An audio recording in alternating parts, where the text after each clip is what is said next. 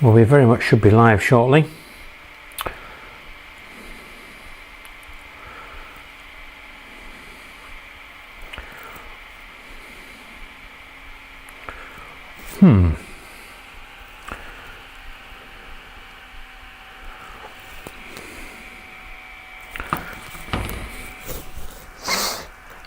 Hello, hello, hello.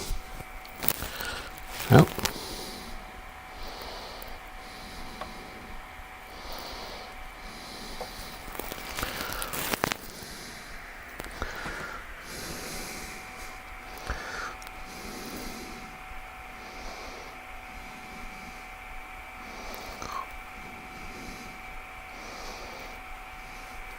Right, well that fan noise is really annoying. I'm really sorry about that. Not quite sure what I can do about that. It's the fan from the laptop which is screaming its head off, which is brilliant. Could really do without that. So we've dropped the mic down a bit.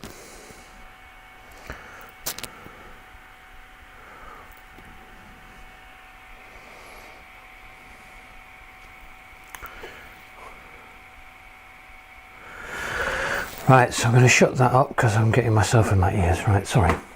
Hello, welcome. It's been a while. It's been a long while. If somebody can just say whether the audio is anything like, I better really actually keep that on, and so I can see the chat.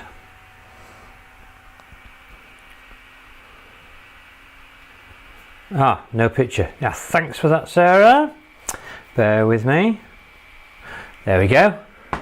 Hopefully now you've got some kind of picture. I do apologise. I've got to remember these things, haven't I? I don't know. It's been a while, like I say. So before we get started on this, just a couple of things to tell you. My index order is paid for and will be on its way.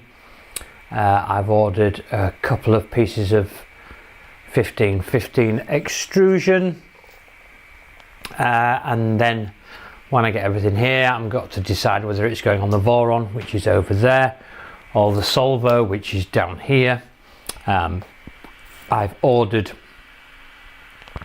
both the 4040 fan and the CPAP system. I've ordered both so I can make the decision which I'm going to use once I get everything set up. I had the great pleasure and privilege to speak to the guys from Bontech at Smurf this year at the beginning of March, which was lovely. I also spoke to the guys from 123 3D UK. Had a lovely chat with them, both Steve and Dan and the boys. And that's where this has come from.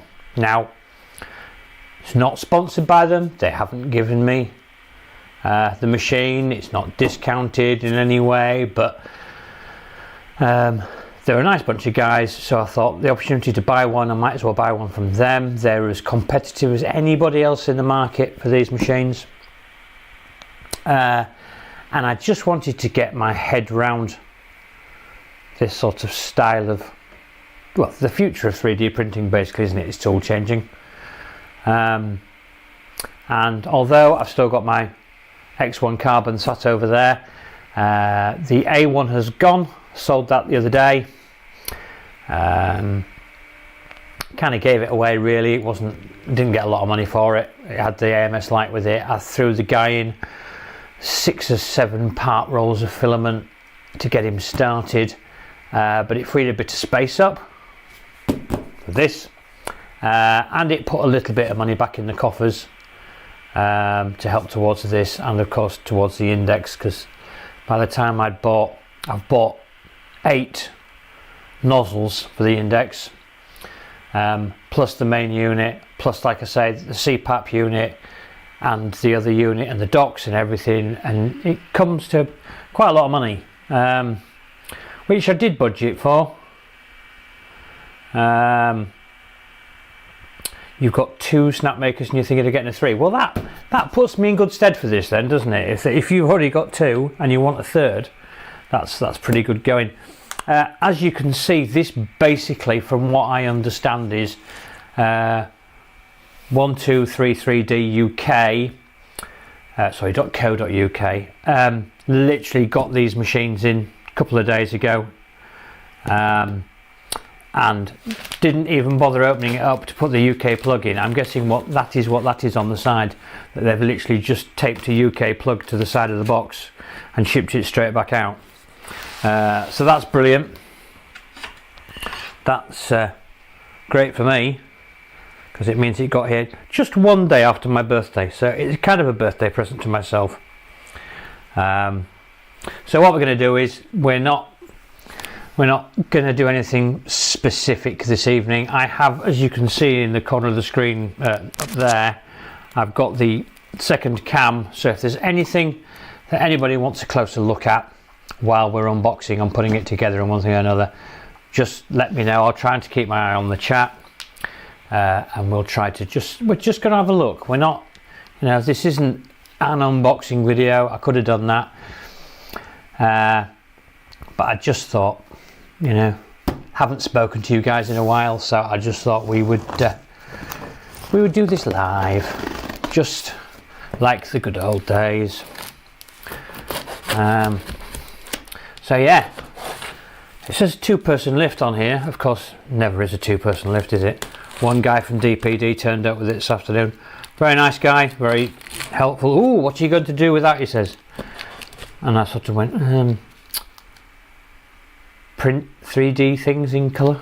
But, I think he was just trying to show an interest, which is fine. Just trying to poke the chat out. I hope the audio's still alright. I hope we're not dropping frames or anything. It reckons at the moment I haven't dropped a single frame, so that's pretty good going to start with.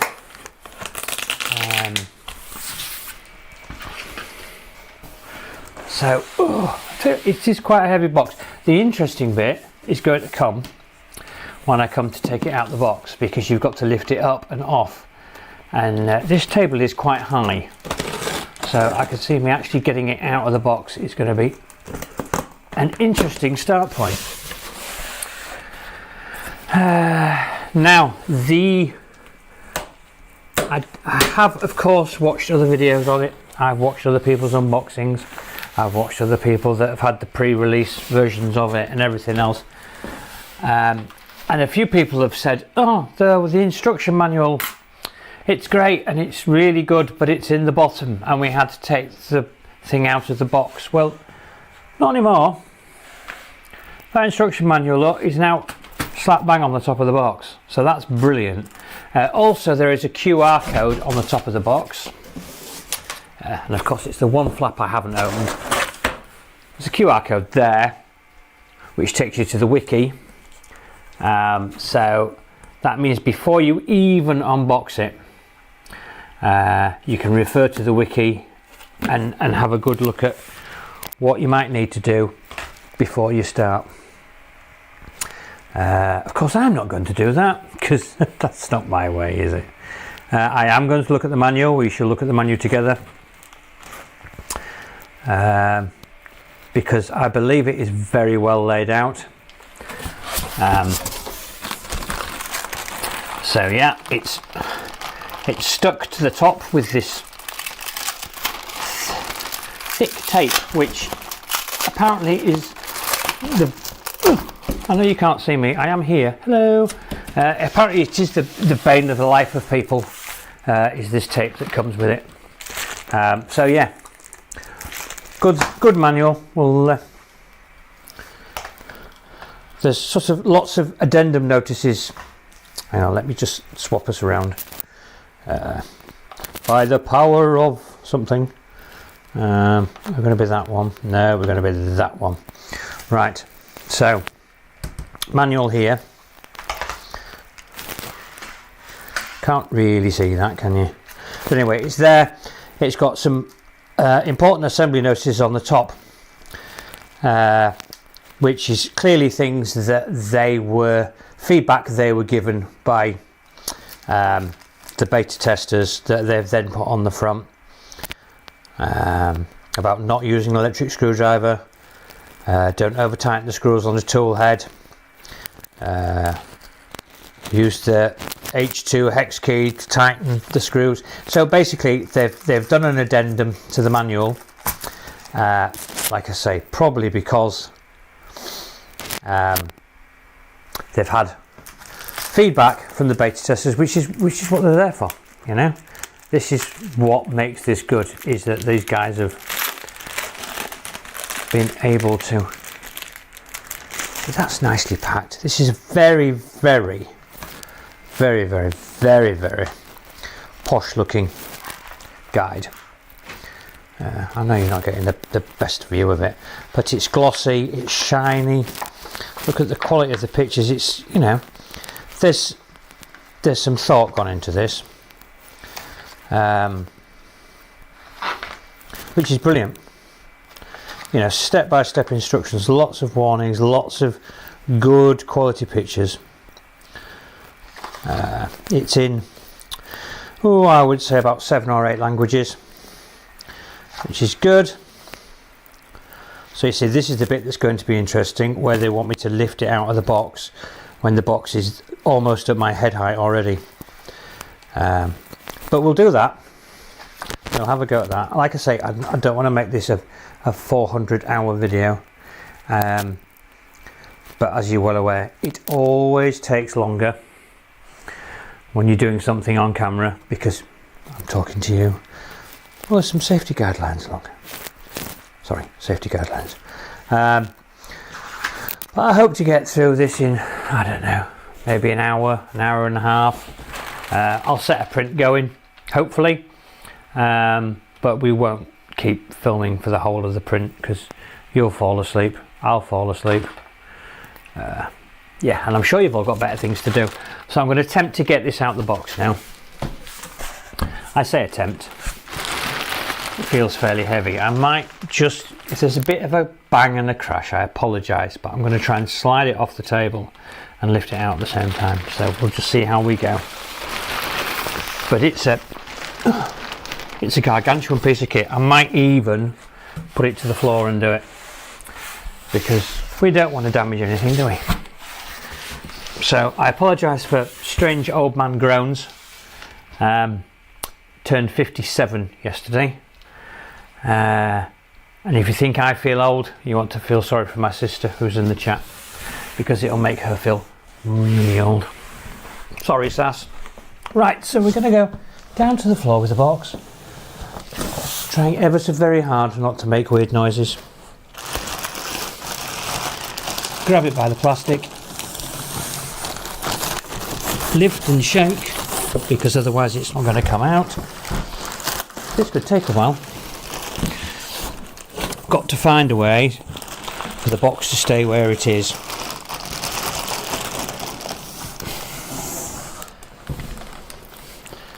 This is not easy, I promise you. I am. Talk amongst yourselves. It's creating a vacuum which is causing me all sorts of issues. I'm now using feet. There we go. A foot on the side of the box.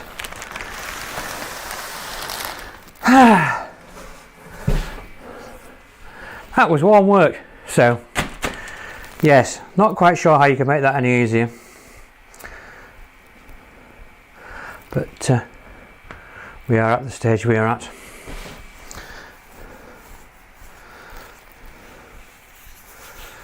Right, so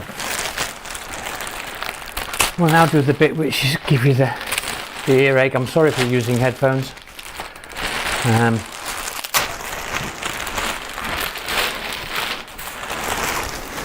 So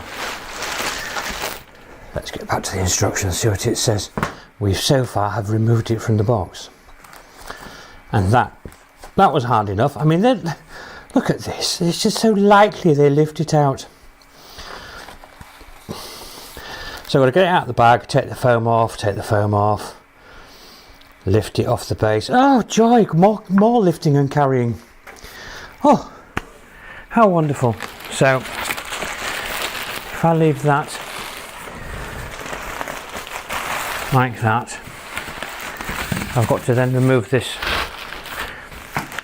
wonderful stuff, which is also taped on. Oh, sorry guys. Oh, goodness gracious. Tell you what, we'll do that. See if I can. Ah, there we are, look. That's far more sensible. So we've got to take this foam out of here. Now, I don't know whether, I'm guessing I've got the back, but there is a window at the front and at the back, which is quite novel. I quite like that. I do appreciate that a majority of people will put this up against a wall, so maybe having a viewing portal on the back isn't the best thing to do, but even so, I still like the idea of it. Right, so I've got to try and lift this off its base now. I know the same thing's going to happen again, isn't it? It's going to stick and I'm going to struggle, but we'll have a see. Yeah, you see, it's just at the wrong height. So we're going to work at this. Right, there we go, look. I'm sure that didn't say that in the manual, but if I do that, then tilt it backwards,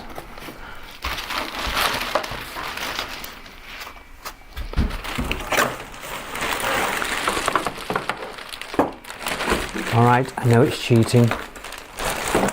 Get all that out of there.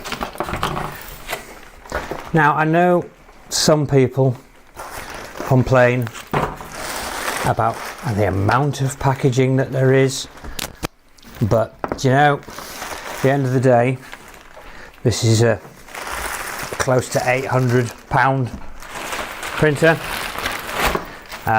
so I wouldn't want it damaged in transit.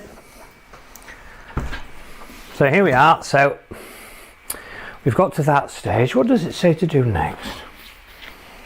I'm just checking my lost packets, and it would appear I haven't dropped any frames yet, so we're still doing okay. So yes, got that off, got that off, got that off. Okay. So it says peel off any sticky tape. You can't see that. But basically it says here, peel off any sticky tape in the indicated locations. So I think it's basically saying there and there. But we're going to peel it all off. We're just going to go for it. Because it's not mentioned any of that. It seems to have circles around those bits. But we're having it all off. We're going to do the lot.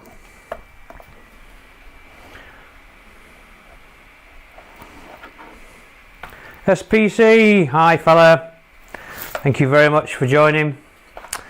Try not to fall asleep while I spend an awful lot of time peeling tape off.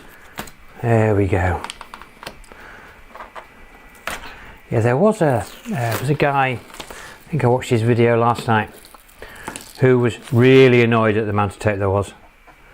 But like I say, it's understandable. You want this thing to get to you in one piece, and I think it's a small price to pay for a machine in a usable condition when it gets to you. So we're going to take all these off. I've got to say, some people have mentioned the build quality and the fact the plastics, and it's not the premium quality that bamboo is, and I see that, you know, but in the same breath, it's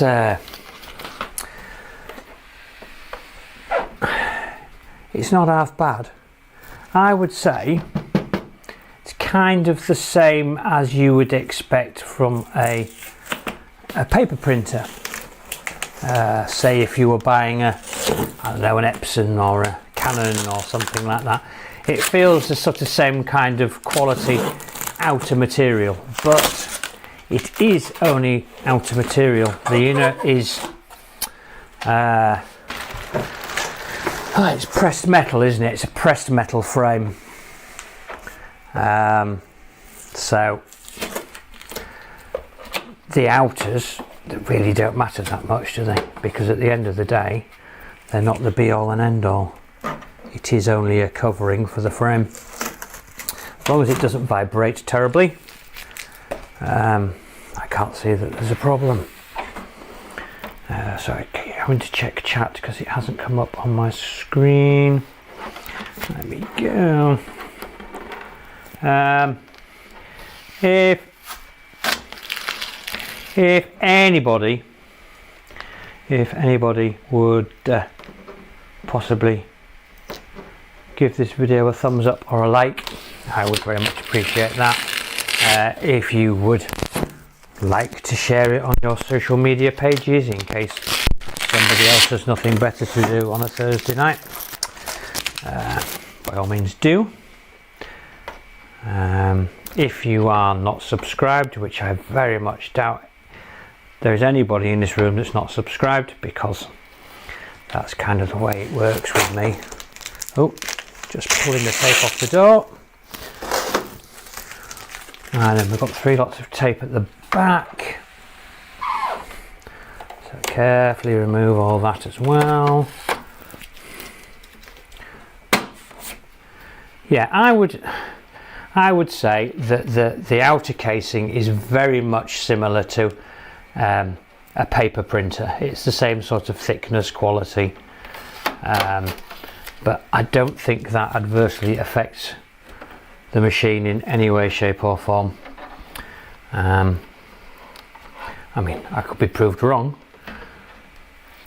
but so far I like what I see.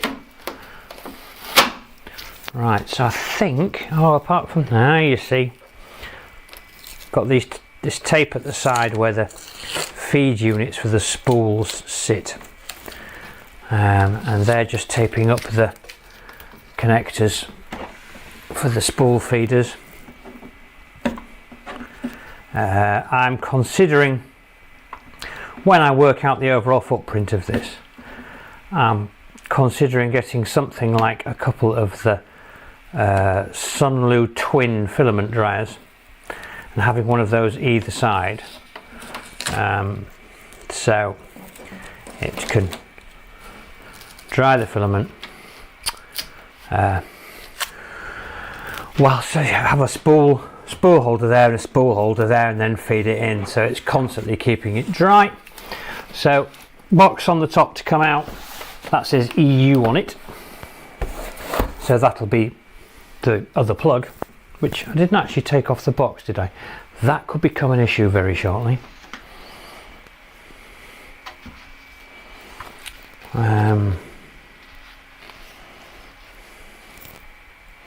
Right, so what am I up to? I've done that bit.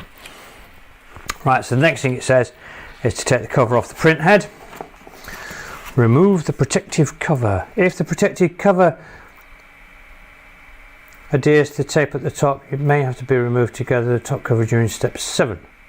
Okay, well, we'll have a look and see whether we can do it now or whether we have to wait till step 7. No, we don't. It's come off. Marvellous. Okay, so the next thing it says is peel off the sticky tape.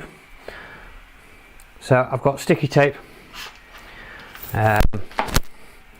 here, here, here and here, and they want that taking off now. The 2 at the back, which tells me to take off, I've already done. As you can see, it's saying there. Oh, just let me put that box on there. So it's saying there, and there. Well, I've done those 2 already. So it's just these 4 at the side to do.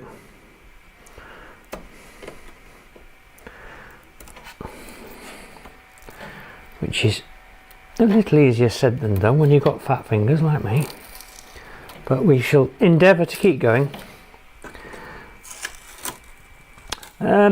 People who have watched my live unboxing videos before will be surprised to see that there's no alcohol involved this evening.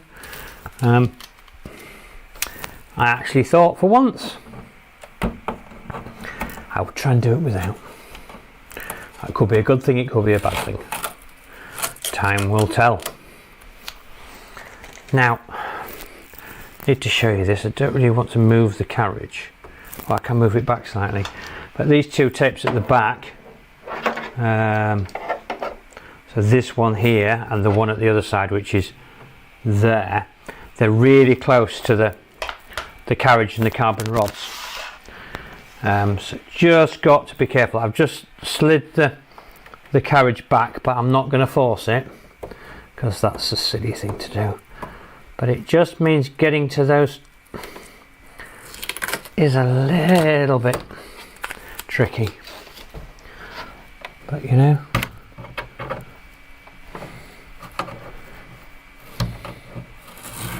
I'm trying to, while I do this, trying to evaluate, because I'm sure I'm going to get questions at some point, not necessarily today, not necessarily tomorrow, but at some point. Would this be a good multicolour 3D printer for the beginner? So I'm trying to evaluate, excuse me, whether this is easy enough for people who don't own a 3D printer, have never owned a 3D printer, to actually get their head around.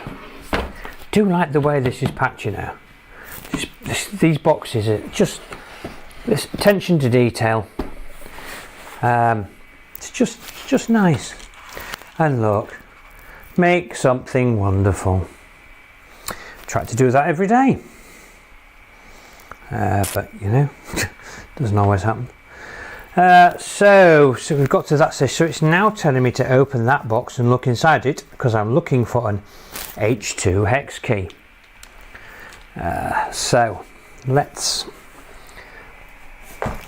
move that box out of the way. I think that's got my filament in it, and I believe it's 4 500-gram rolls, so it's a half a kilo each, so it's a half roll, which is so much better than you get from a lot of companies. You can do something with half a roll.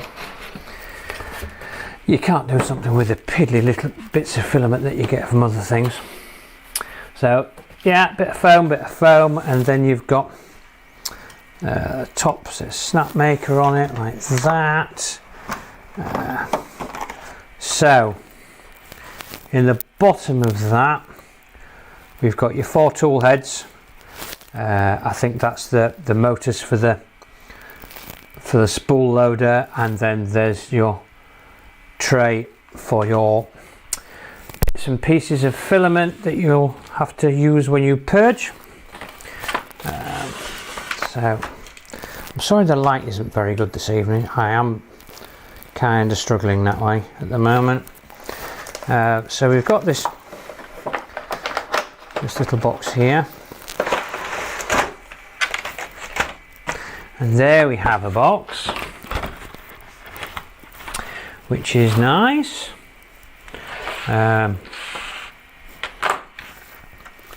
As you can see, so you've got sort of side cutters, but you see even the side cutters have got a plastic sheath over it. Everything's very good quality, it's got to be said.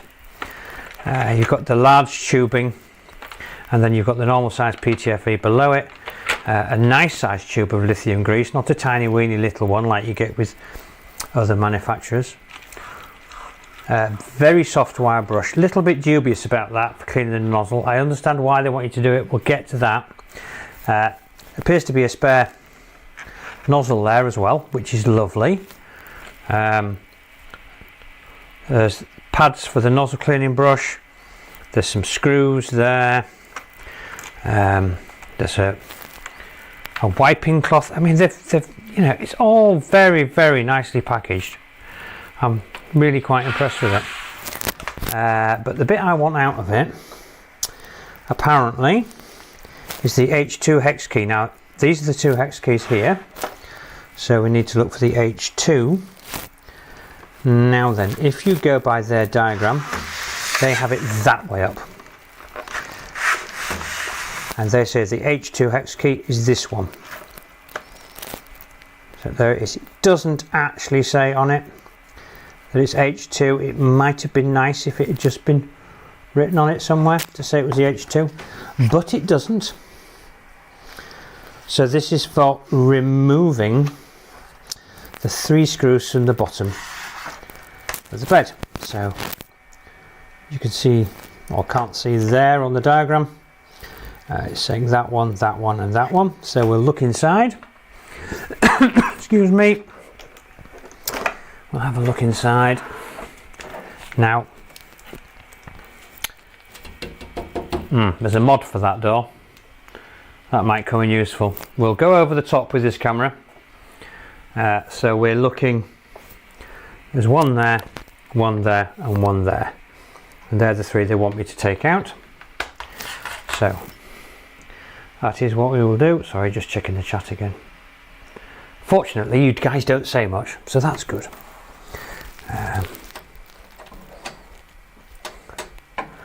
Now, of course, it's always worth saying, be very careful taking these screws out. Try not to drop them. I'm going to have to do this. I can't do it from above. I'm sorry if this doesn't come out very well for you guys. We'll try and get you where you can roughly see, but then I'm going to put my hands in the way straight away. So into there. Yeah, just be careful that you don't drop these screws. I'm hoping this might be a little bit magnetized and that will just lift them out. That would be a very good idea. We shall see. Yeah, brilliant. Well, it's either magnetized or it's just blinking well stuck on, but that's good. But yeah, so far everything is incredibly easy to see, simple to follow instructions step by step. I would hope that if you're wanting to get into 3D printing, you have a modicum of basic, not technical knowledge, but a basic understanding of, you know, what screws do, that kind of thing.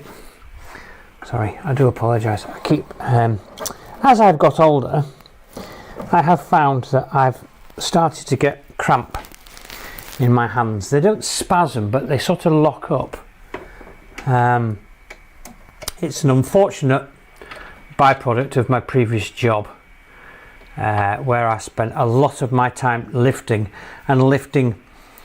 very heavy weights with sort of the pressure of my hands pushing on the side and lifting things like, I know it doesn't sound particularly clever, but boxes of books, but then also things like grand pianos and safes and stuff where there aren't handles, so the only way to lift was pressure with your hand pushing on the side and then lifting up. And unfortunately it means as I've got older, my body's now reminding me that I shouldn't really have done it. It should have told me earlier, because it doesn't work like that. But it does mean sometimes if you see me stop, it's because my hand has spasmed and it's locked, and I just have to give it a second or two just to sort of free up again, and I'll be back on form. Anyway, you don't need to know that, do you really? That's unnecessary waffle. Yes, safes, absolutely. Safes, you know, when you can't get your hands underneath them and you have to move them, you just have to grip them like that and push them, and it's just a bit, you know, but that's kind of how life is. So the next one is the 6 screws, 3 at the front, 3 at the back. So that'll be those 3 there and those 3 over there. So we'll get those out. I don't know what's better for you to look at, is to look at the crap thing of the manual or look at me struggling to take them out. But then you've got the widescreen view, haven't you?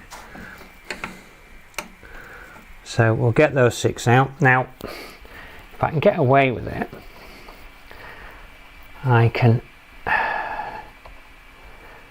yeah, I might be able to leave those screws in. That this is like a plastic retainer for holding the bed in place. So of course, again, in transit all the way from China, it doesn't rattle about. I've got to say, it has arrived without a single mark on it. No transit damage at all that I can see. Everything is where it should be. Of course, the early days of 3D printing, everything was kit form. So everything was just extrusions and motors and electronics boards and stuff, and of course building it yourself. Excuse me. So it didn't need to be packed so tightly because you basically built the whole machine. And now people have to buy Vorons to go through that. Well, also in it from the beginning, every machine that you bought, you had to build from scratch. So, but this is this is the way things have changed. You know, these things have almost become white goods. I mean, this is no different from when you buy a washing machine. Excuse me. And the first thing you have to do is to remove the transit bolts out of the back, which hold the drum in place. Well, this is no different. You're just removing the transit screws, which just keep everything nice and tight and in place. So, like I say, rather that than something broken or damaged. So I've just got the last one of those to come out. Sorry, keep looking at chat just in case I've missed something. Now I'm going to slaughter your name. Djinan 13, DJ Hin. Oh, I don't know. You should have a normal name. Just should be called Dave or something. You tell me you've got 2 already, and you're considering a 3rd. I'd like suggestions from you on what would be something decent to print. I mean, I know there's the 4-colour dragon, which I think is lovely, but I'd also like to try and just sort of test it with some other prints. Excuse me. And I wonder what you suggest. Okay, so now we are on to take out all the remaining protective padding. So there's padding under here, and there's padding under here, so I guess, and then it says peel off the sticky tape at the indicated locations, so it's then removing it from the 4 corners of the bed and the desiccant pack that's there. So we'll do that.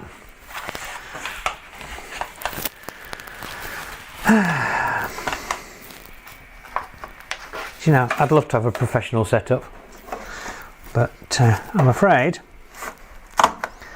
it ain't gonna happen. It ain't gonna happen.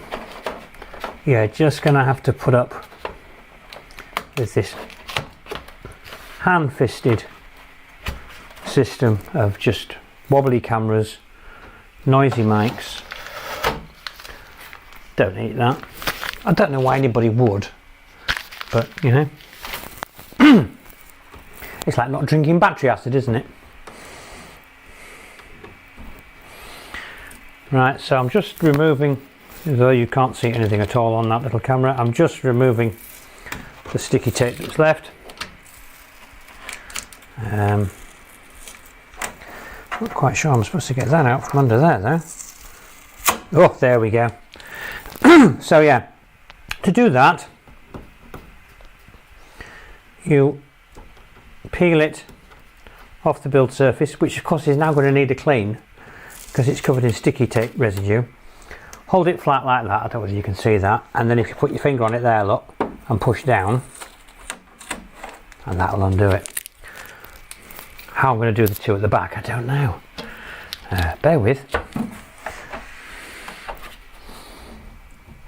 No, I can get in, but yeah, it is leaving rather a lot of residue on the build surface.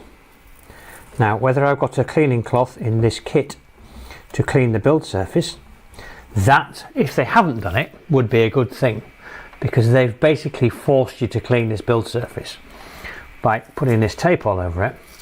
So they should have a little phial of isopropyl alcohol or something and a cloth, so they can say to you, right, clean it with this, and then your print will stick, because there is definitely residue left on the bed. Right, so one-handed, ham-fisted, that's those 4 bits of sticky tape off. Right, so what's next? Right, so it wants me to remove the protective film from the camera lens. So that is located left hand side front, so that is there. Little red mark on it so you can see where it is. Pull that off. There we go, so it doesn't look like a terrible 70s porn movie when you're trying to look at it. And then, not that I would know, of course. And then remove the film from the door. So we'll try that. Shut up laughing. So slide it back, grab hold of that. Now they just simply pull it away. That ain't going to happen.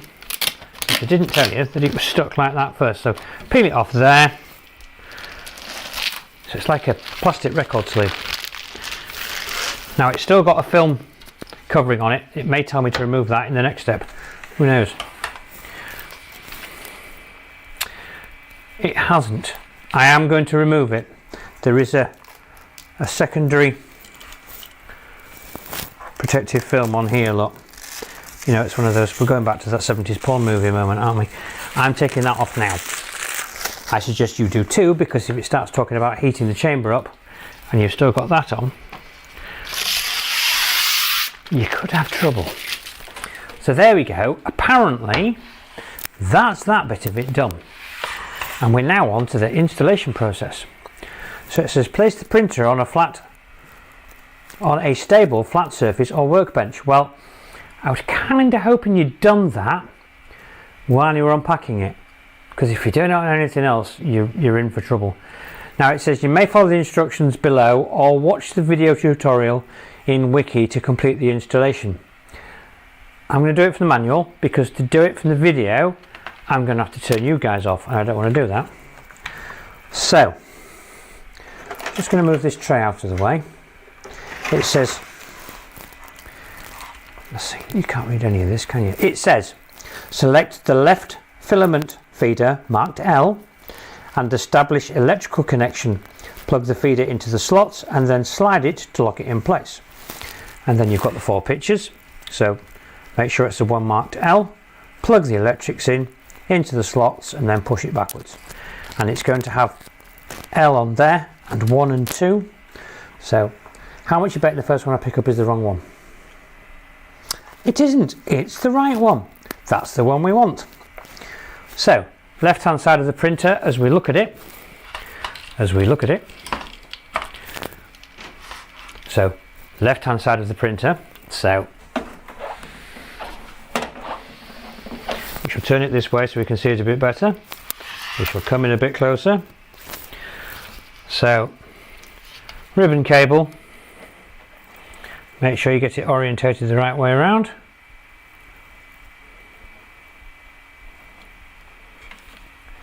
Carefully push it in. I don't know whether it's supposed to click. It probably is. Just use your fingernail, whatever. There is actually a picture on there as well, look. Ensure that connector is fully inserted into the receptacle without tilting. I think it just makes sure it's flush. That it's sat in square, which is that one is, like that. And then we sit that like that. Just want to make sure that cable's flat. And then push it back. Now if you ever need to remove that, there's a little push button on the top there, so you push that down and then you can slide it forward. I saw that in somebody else's video. So we've got that one done. Now is it going to tell me to do the same on the other side? No. It's telling me it's telling me what I've just told you is the next step. So you push that tab down, you slide it forward, and then you pull it out. So that's home and dry. Now, it doesn't say anything about the right hand side, so we're focusing still on the left hand side. And it says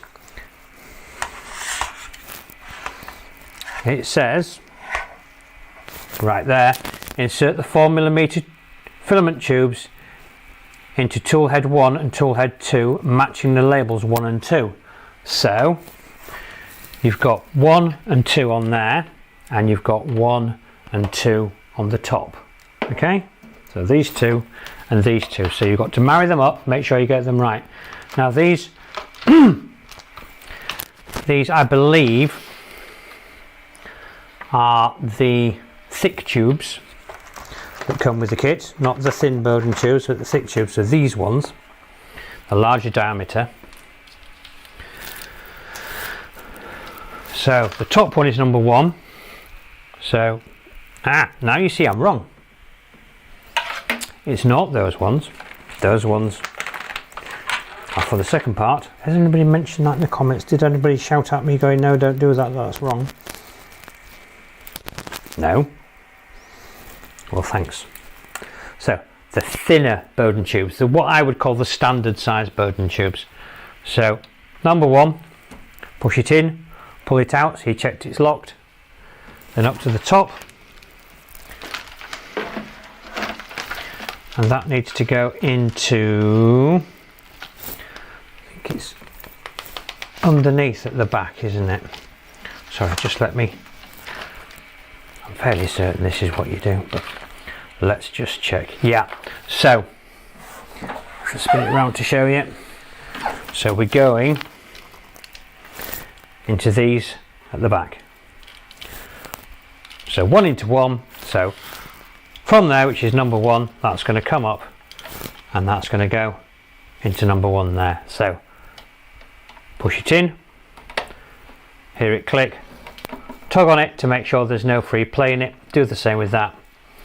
That's home and dry. So number 2, take that from the bottom, push it in, check it's locked, same there, push it in and up, give it a tug and make sure there's no free play on it.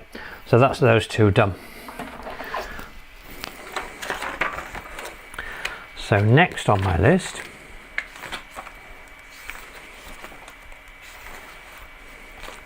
we're going to do the right one. So we might as well just spin it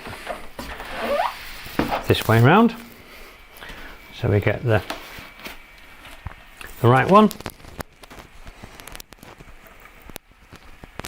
Fit the ribbon cable in, make sure it's all the way in and sat flat, put it in, slide it back, make sure it's locked in place, which it is. So then on this one, the top one is 3, so that goes in, pull it back, there we go, in, pull it back, check it's tight, and then that goes up to number 3. You push that in and check it's tight, and then this one is 4, so that goes into there, push it in, make sure it's tight, and that comes up and that goes into there. So basically what these are, they're small feeder motors, so they will sense the filament going in at the front, and there's a little motor in there, and that'll run it up and in and into the printer body itself. So we've done that. So it says insert the 4mm filament tubes into tool head 3 and tool head 4 excuse me, matching the labels, which I've just done. So the next thing it wants is the filament holders. So these are they. These are also numbered. You see that's got a number 4 on it. So if that's 4, that's going to be 3, that's going to be 2, that's going to be 1. So we'll start with number 1. I really am sorry about this frog in my throat. Now it says insert filament holder 1 and filament holder 2 on the left. Okay, so we spin the printer back round. So we're going to go, because it says here 1 at the top and 2 at the bottom, we're going to put 1 up here and 2 down here. Now, something I did read about or see while talking about this, these literally just push in to the holes on the side. If I show you, I don't know whether I'll be able to show you, well, it's dark enough, but if you can see in there, there's a little hole for those 2 bits of clip to go into. So they need to be going in like that. Okay, not top and bottom, but side to side. And they say to hold the printer on the inside while you push them in, because it flexes the side wall a bit, and that's in like that. So that's number 1. So number 2, same thing again.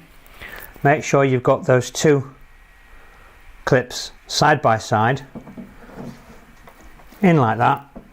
Give it a wiggle, and that's number 2 in. So I'm going to push the boat out and reckon I've got to do 3 and 4 next. So what it says is, if you ever need to remove the filament spool holder, first tilt it sideways and then detach it from the panel. So basically they want you to grab it and twist it. So on this side, number 3 is the top.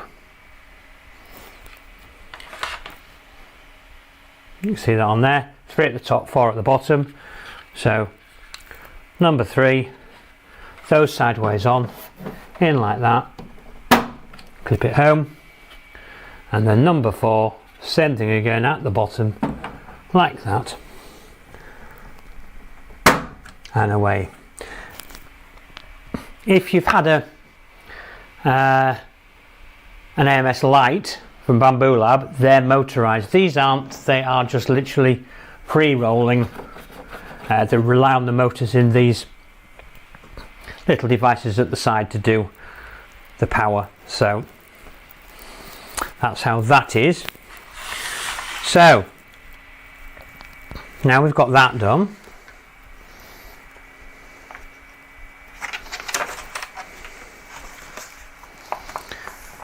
it says remove the tool head swapper, move the tool head swapper to the front to allow for installation of the waste collector. So that's fairly straightforward. You bring it forward like that. Never move it too quickly, because the waste collector, I believe, is going in here.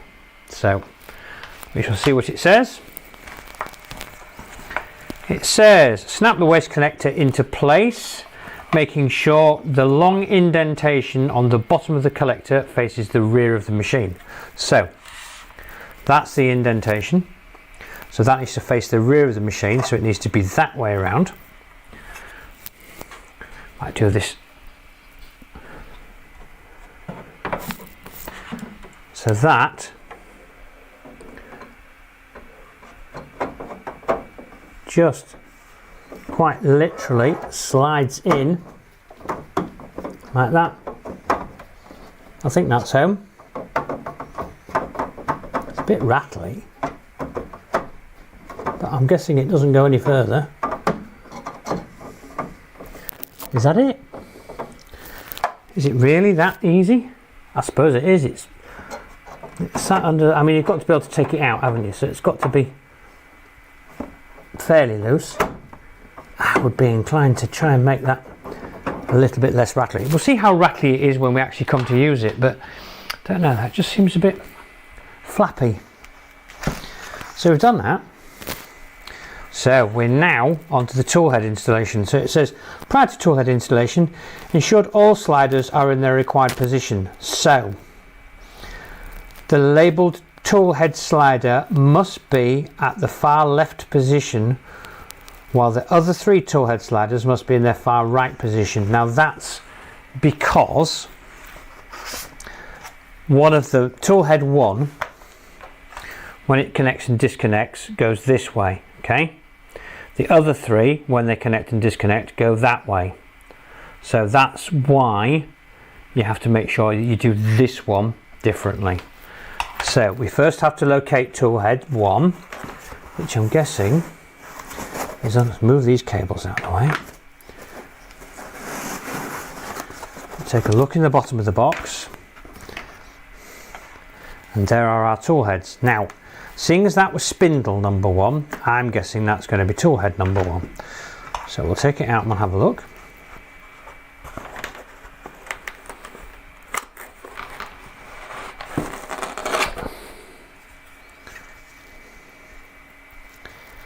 Now, it doesn't actually say specifically that this is tool head number 1. So maybe they are entirely interchangeable because they're not labelled individually, but you just have to have this one the other way around. So let's just, it says remove this label only when instructed. This tool head requires a different installation process. So this is tool head 1. So install the label tool head first. So carefully remove this label, which made me see that this was the right tool head, and they want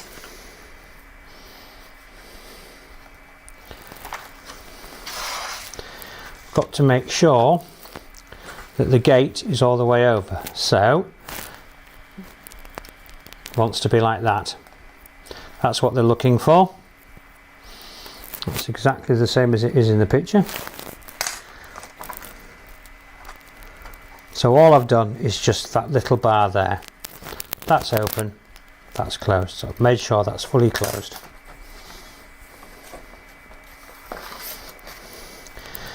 Align and insert the dowel rods sequentially into the rear and slide and side dowel holes, and the tool head will be fastened by magnetic force. So try and do this one-handed.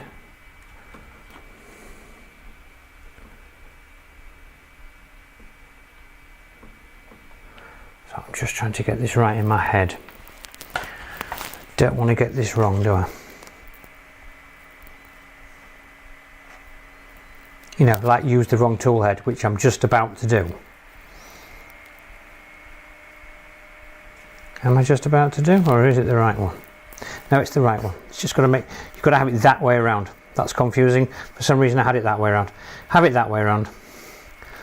So while that's like that,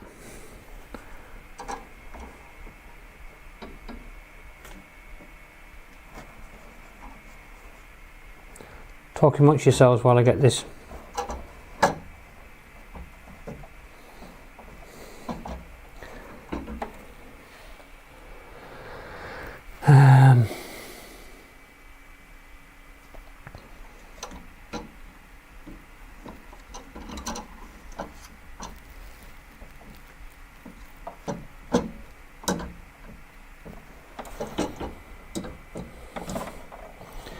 Terribly sorry.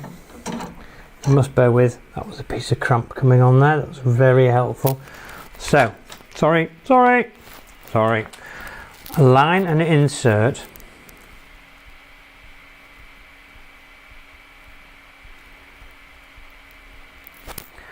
so I've got to line it up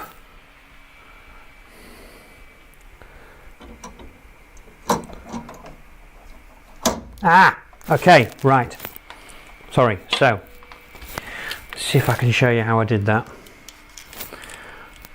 So it's like that, okay, so you push it back, you get that pin through there, and then it does that, see, and it grabs it with the magnet. Now try and keep your fingers off the grease that's on these 3 ball bearings and on the pogo pin as well, because you don't want to cross contaminate. Those pogo pins you are going to have to wipe every now and again, I think, probably when they get dust on or whatever. But yeah, that actually makes sense once you've done it once you know what you're doing. So now I've done that one.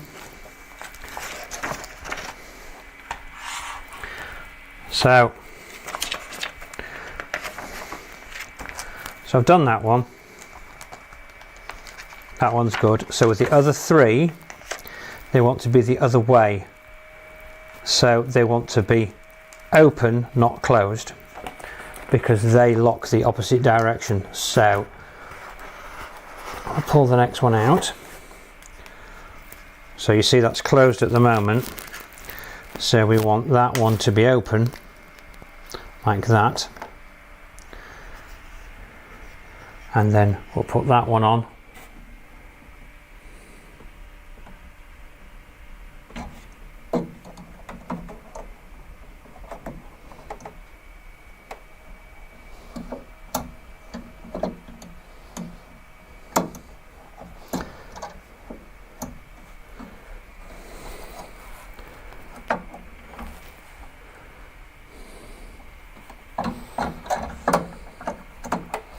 I can see why a lot of people haven't bothered videoing this bit, because it's nothing but clumsy. So that one, that's actually slightly more difficult, because what you need to do is when you put it on, see if I can show you, it needs to be there like that. So that's how you sit it, and then bunk. And then that's at home. So you do that with the other two, which I'll do without talking to you. Well, I'll talk to you, but I won't show you. So that's basically what we're doing. So, same thing again. Just make sure that that's in the open position, so like that. And then onto the locating dowel.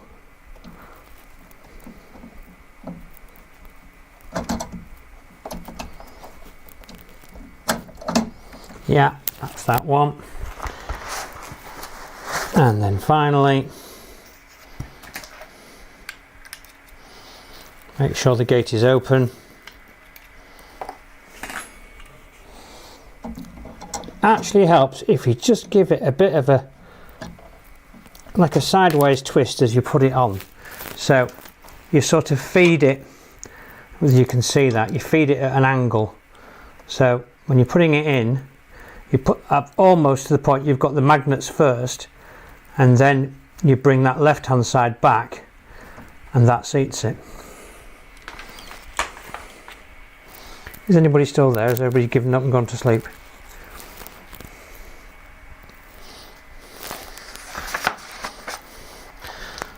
So yeah, done all those. So it says repeat the same method used for tool head 2 and insert tool heads 2 and 3. So we've done that. It says avoid manually handling the tool head swapper to pick up or return tool heads. This may prevent precise mounting. Now I believe all these machines, each individual machine is set up in the factory and it's all aligned in the factory. So every machine goes through a process of calculating exactly where the print head needs to, well, the carriage needs to go to collect the print head. There's test prints done on all of them, which is why you have the little brush, because you need to clean the nozzle to remove any filament from the test prints that they've done. So it would be quite nice if they could actually put a test print that was done on your machine in your box, or leave it on the build surface. Maybe not on the build surface, but if they put in the box the print that they used to test this printer, that would it's just one of those little things that you go, oh well, it's printed this and it's printed it this well. So then when you've got the machine together, you could then look at that print and go, well, is my print as good as that one? Do I need to alter anything? Just a thought. But like I say, they are all built, they are all set up, and all the positioning is set in the factory for every single individual machine. So that way, hopefully, when we do power it on, it knows exactly where to go to pick the heads up. So that's really quite good. So what it says now,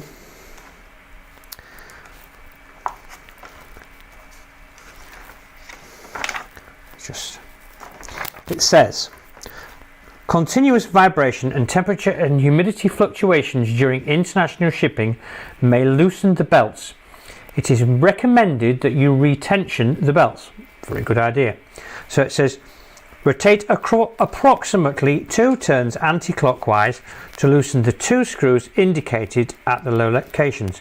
No need to remove them. So we are just going to, although it said that we shouldn't do it. So on the back of here are the 2 screws. So we'll turn the machine around again. So it's the rear of the head, or the carriage, whatever it is you wish to call it.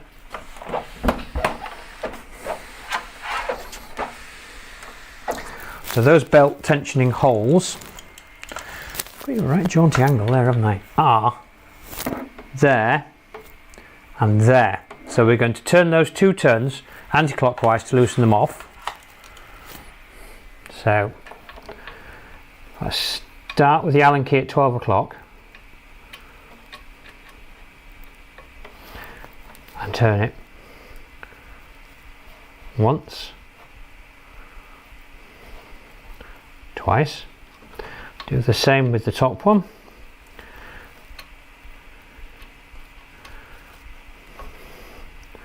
Turn it once and twice. And then it says hold the tool head swapper and move it along the indicated path for approximately 2 cycles and then retighten the screws. So we've got to go clockwise round the perimeter of the printer.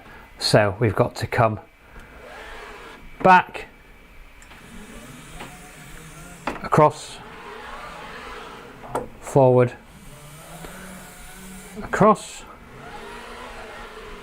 back, across, forward, across and back. So that's 2 full rotations, and then cramp. Then we retighten those 2 screws. So now we don't over tighten, we've loosened them 2 turns, so we'll tighten them 2 turns. So that's 1 and that's 2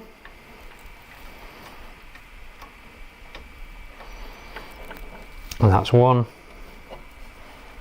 and that's 2. So we've tightened them no more than we've untightened them, 2 complete rotations. So next is for the tool head cables. So we've got to thread the tool head cables through the opening in the filament tube holder, then connect the tool head cable to the machine. So these are the filament holders, the filament tube holders. So there's 4 of those. There's 4 of these, and that goes through there, and then with 2 screws in. So far we've been going an hour.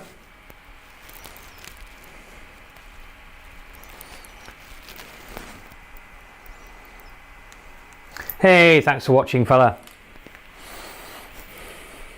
We like people that watch.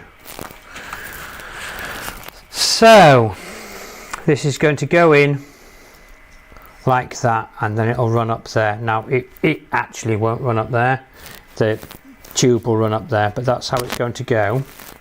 So we need to find, it says fasten the filament tube holder and the tool head cable to the machine. Use identical screw types to fasten the tool head cables, as mismatched screws may cause a poor electrical contact. So we are looking for M2.5 by 16. So in here we have our little bag, and it says M2.5 by 16. So I'm guessing using the same wrench that we've used up until this point, we're going to put that into there, and then these two screws through, and then we're going to fit them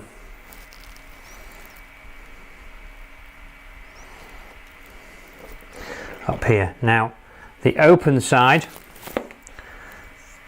of this guide faces the front of the machine, so because I'm at the back, we will be inserting it that way. So that will go in like that. Make sure that that USB-C is fitted. Same Allen key, and we just screw that in.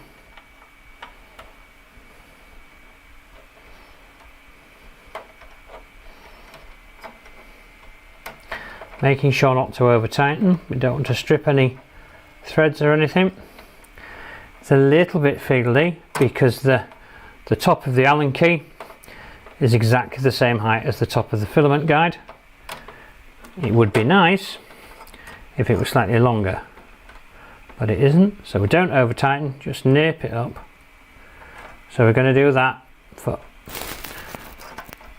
and then we're going to see whether we go into the tool head or whether we do all four of these first.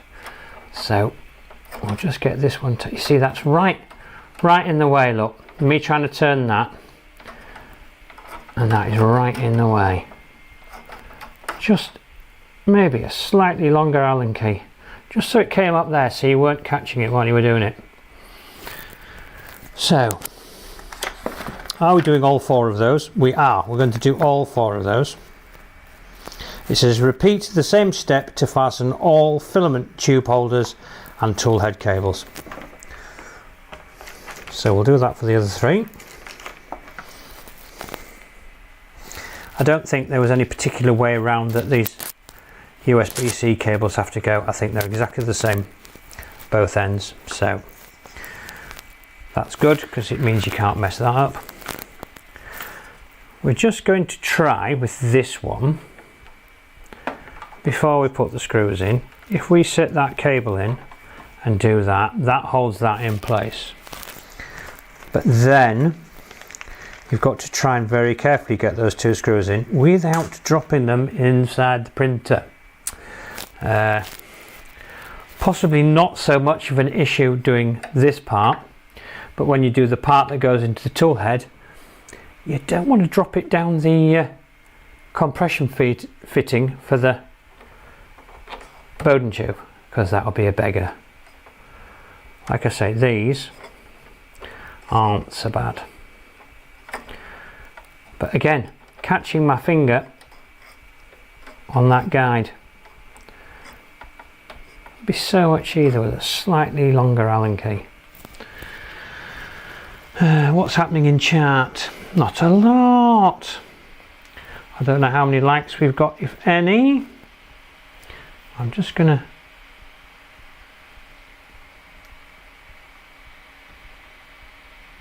I'm just trying to get me caught up. I've got 4 likes. Fantastic. 3 watching and 4 likes. Well, there's a bonus. Just go back to the live chat. I didn't expect a lot of people to watch, in fairness. It's I'm not the man I used to be. I don't get into double figures anymore. But you know, people move on. Totally understandable.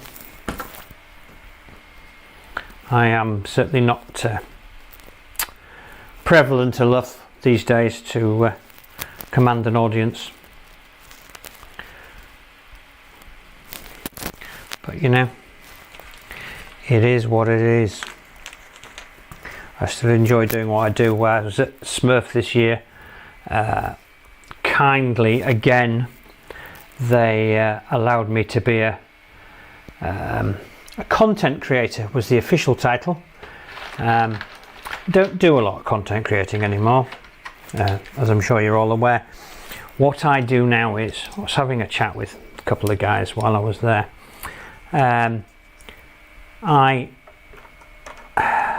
If you've seen 3D Musketeers, YouTube channel, you'll know Grant. Nice bloke is Grant.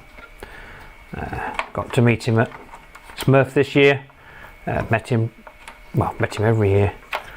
I doesn't seem to want to sit into there. Let's try that in this one instead. I'm like a silent version of Grant, which I'm sure some people would like.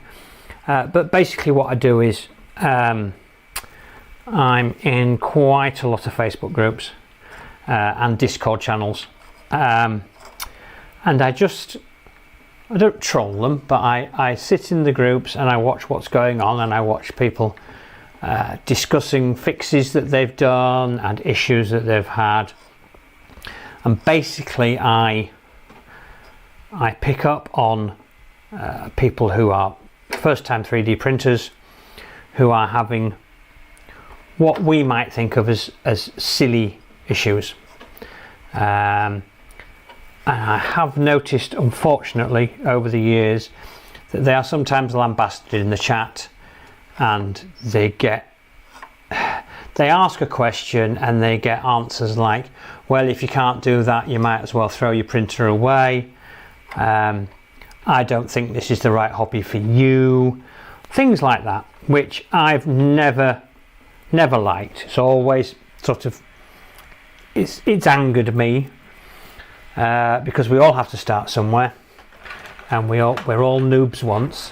So what I tend to do is, rather than talk to them in the chat, I DM them and I say, right, what's your problem? Talk me through it, show me some photos if you can, and we'll sort your problem out. And that's what I do. I'll sit with them, we'll go through their issues, and we'll try and fix them. And 99 times out of the 100, it's a simple fix, and we get it fixed, and they're happy, and they send me messages saying thank you, that was brilliant. You know, I was at my wit's end, I was ready to throw it away, and you know, this isn't for me. And so I do a lot more of that now, because I can do that without having to set up all the stuff in here. I can do it sat in front of the telly with the other half, watching a film or some rubbish on television, and I can still be going through the chat and helping people out. And that's basically what I do now. And I get immense pleasure from when somebody turns around and says, oh brilliant, yeah, that makes total sense, I understand that now. It was a bit technical for me, I couldn't get my head around it, you've explained it in a nice, simple, straightforward way, and that's helped. And that's, like I say, that's what I do. And that all really came about because, like I say, I didn't like to see people getting all this sort of nastiness, viciousness in the groups. But also, I put a couple of YouTube shorts out, which are still out there, for the Bamboo A1, and it was just a couple of simple little tips on how to do stuff, and how to make life easier. One's more general, it's about bed adhesion and how to clean your bed, or how I clean my bed, and the other one was about how to remove PTFE tubes. And there are all sorts of clever things printed on Maker World and on their own wiki, because if you've got the AMS light and you leave PLA in it, the PLA then breaks down in the tube, and then you've got it stuck, and you have to take the end off the tube from the pneumatic coupling to clear it out. Well, on their own wiki they say you use a pair of tweezers to push it down to pull the pipe out. Well, in the kit that they send you, in the spares, they give you a spare PTFE tube connector, which connects all 4 PTFE tubes together with the power cable. Now, this is absolutely perfect for just pushing over the PTFE tube, pushing it down, and helping you to take the thing out. So they've already provided the perfect answer to the problem, but nobody had thought of it. So I did a 15-second video, put that on, push it down, pull your thing out. Over 100,000 views. I get 3 or 4 comments a day on that short. Thank you, that's helped a lot. Thank you, brilliant, marvellous. So that's what set me going with doing the stuff for the noobs, let's say. But rather than doing it in public, like I say, I take them on one side quietly and we talk it through and we get it worked out for them. And that's my contribution these days. So I am a silent grant is probably the way to do it. So it now says the other end of the cable into the tool heads using the ST 2.6 by 10. So that's going to be this little bag here. Oh, there's two bags here. ST 2.6 by 10. So that's that one. So we'll put the other end into the print heads. This is where you have to be careful, because what you don't want to do is drop one of these screws down there, because that will be an absolute beggar to get out. So just be careful. That's all I'm going to say. Be careful.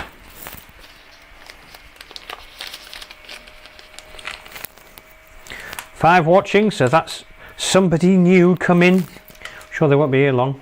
I'm sure it'll go back down to 4 momentarily, because this isn't the most exciting thing anybody's ever watched. Right, now we're going to try and get this cable to sort of loop naturally. See, I don't want it looping that way. It would be better if it looped.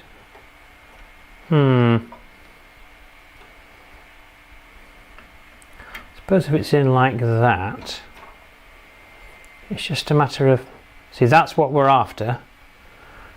That's ideal for when we fit everything else. So as long as you can get it to sort of sit like that, I think that's fairly good. So we'll very carefully drop these in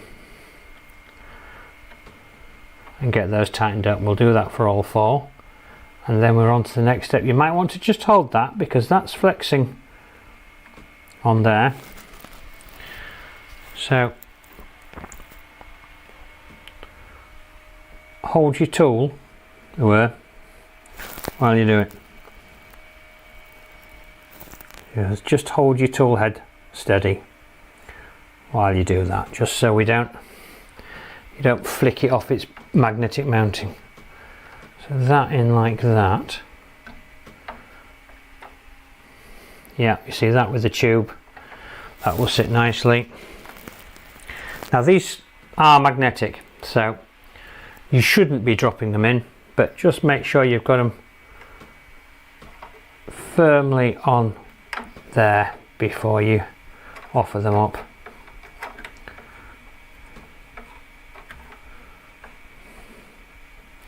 Like I say, don't over tighten.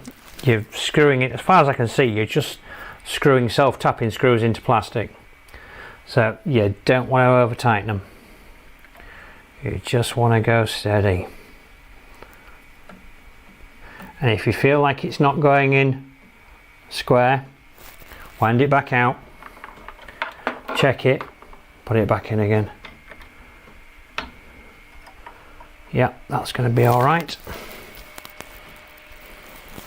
Gosh, you're a talkative lot this evening. Or this afternoon, depending on where you are.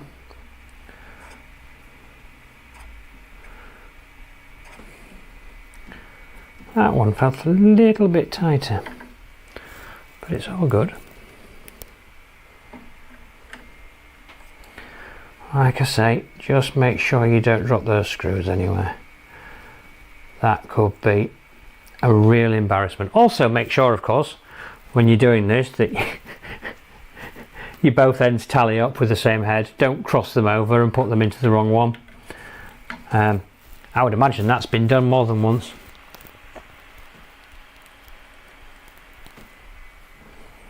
So we'll have that one into there. Are we still on 5 watching? We are still on 5 watching. I think that's a high point for the evening. We've been going, not quite sure how long, probably an hour and a half now. So I told you it would take a bit longer. This should really only take an hour. But having to read everything to you and then try and understand it and focus, it's going to take longer. You know, It even takes Joel telling longer when he's doing it in front of people, apparently. Okay, so that's all those in. So done all that, done all the different heads. Now it says insert the smooth end of the 6mm filament tube into the machine body through the filament tube holder, then insert the notched end into the tool head. So I'm just having a little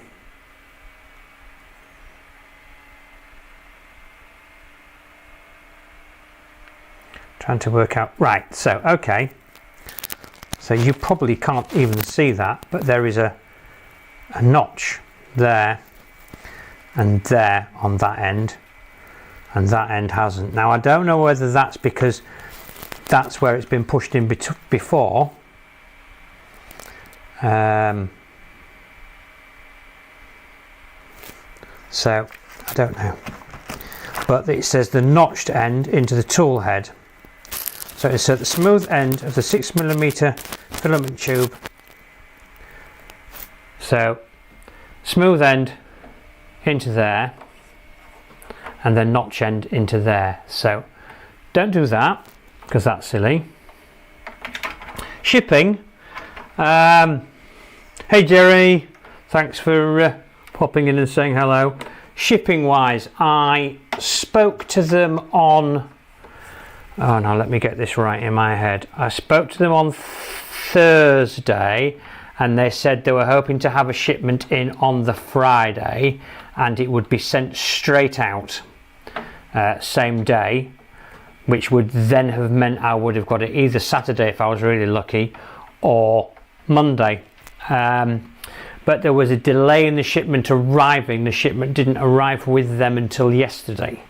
So they got the shipment in yesterday of I believe 20 units and they stuck the UK plug on the outside of the box with some tape and sent it straight back out again. So it came in through the door on the same day, it was back out to me. So I got the notification yesterday that it was shipping and it arrived at my door at about 2:15 this afternoon. Now of course that depends on when I think it was DPD that we used, when they deliver to your area, but it was basically 24 hours. If I could have ordered it yesterday morning if it was in stock, and then I would have got it today. So within 24, I would say maximum of 48 hours. If they have it in stock, it'll be in your hands. So yeah, that's good going. I paid, there's free shipping, which I think is 2 or 3 days, but I paid I think about an extra £7 to get it next day through DPD. It's a heavy old thing to pay £7, £6.95 or something, but to pay that to get that delivered from wherever they are, I think they're down south somewhere, I'm not going to argue with that. I'm not going to argue with that at all, so that's good. I'm sorry, I'm trying to chase down some dollars I'm owed while you keep me calm. Blooming Exis, if I'm keeping you calm. So again, make sure you get the right way around. Smooth end through the filament pipe guide and then line it up and push it into the pneumatic fitting, pull on it, make sure it stays, and then the notched end into your print head like that, and then you see those hang nicely together. So smooth end into there, push it in, make sure we get that the right way around, and then that comes down, a notched end into the head, make sure it's firm, and you get a spare one, so that's good. So smooth end into there. What I tend to find is if you just push this filament guide forward, it lines up the tube better with the pneumatic fitting on the back. I'll just show you that if you'll actually see. So if you've got it in straight, it doesn't touch it, but if you lean it forward and give it a little wiggle, in it goes, and then lock it home. and then push the notch end in at the front. So that's those 4 now all fitted. See, it shows you the little notch. My notches weren't quite as obvious as there. My notches weren't quite as obvious as that, but even so.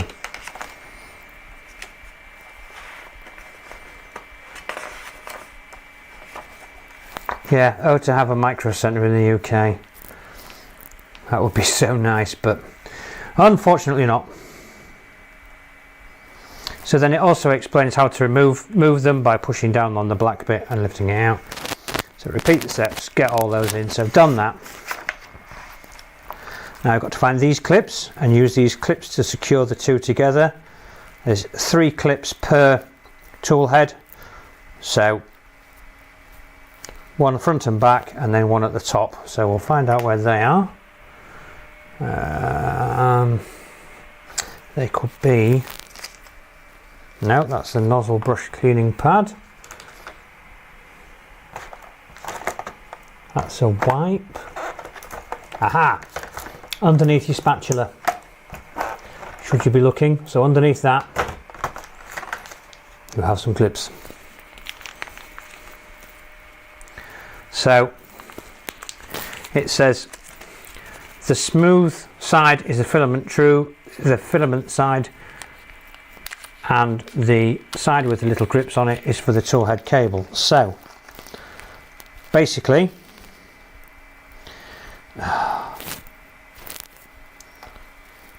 that side, the smooth side, goes on your filament tube, that side goes on your cable. So I'm clipping it to the filament tube first and then clipping it to the cable. I'm going to do the back, then the middle at the top, and just make sure that we're nice and balanced like that. And then approximately the same height there, like that, and that way it just runs nicely together. Now I don't suffer from OCD or any such thing, so I could quite easily just bang them on any which way, but for the sake of solidarity with my OCD friends, we will do it. So all the clips face the same direction. They're all in roughly the same place. Because I know how much this would really annoy you if I didn't do it.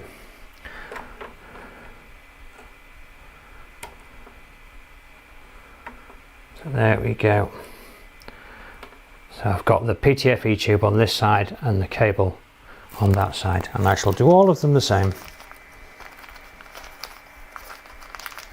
They really are, Jerry. They're fantastic instructions. The quality of this booklet alone is really nice. There is a wiki, there are videos, but like I explained when I started, it's difficult to watch the video and record a video and check the chat and everything else. So I am doing it literally just off the manual, and it's brilliant. It's very step by step. It's very clear. I mean, I'm on page 60, but I've got no issues with anything. Oh, I've put that one the wrong way around. Heaven help me. I've had no issues with anything not being understandable.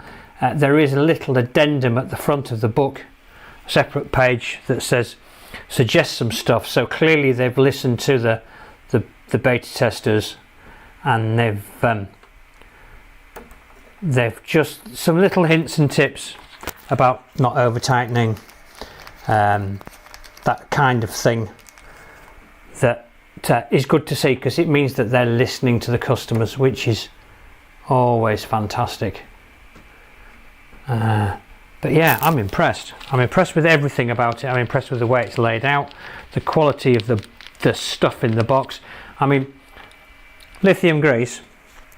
Look at the size of that tube of lithium grease. I mean, you get one with a bamboo machine or even a Prusa. It's this size. It's tiny. I mean, that's a good amount of grease. That'll keep you going quite some time.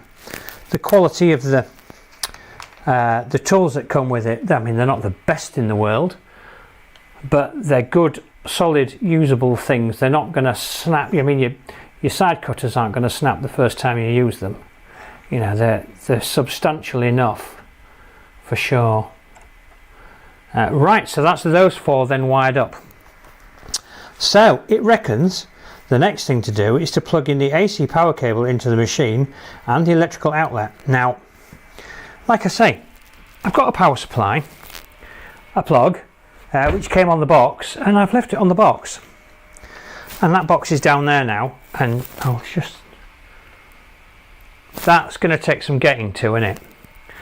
So, any of you guys from the UK of a certain age will know what I'm going to say next.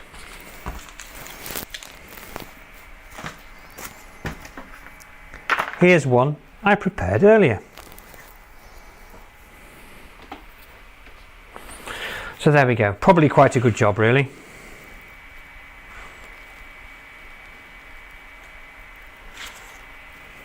Just want to point out, in that box that had the screws, there's also some spares there, look. There's a heater clamp spring and some screws and a clip. So, spares for everything. So, we'll move this detritus out of the way.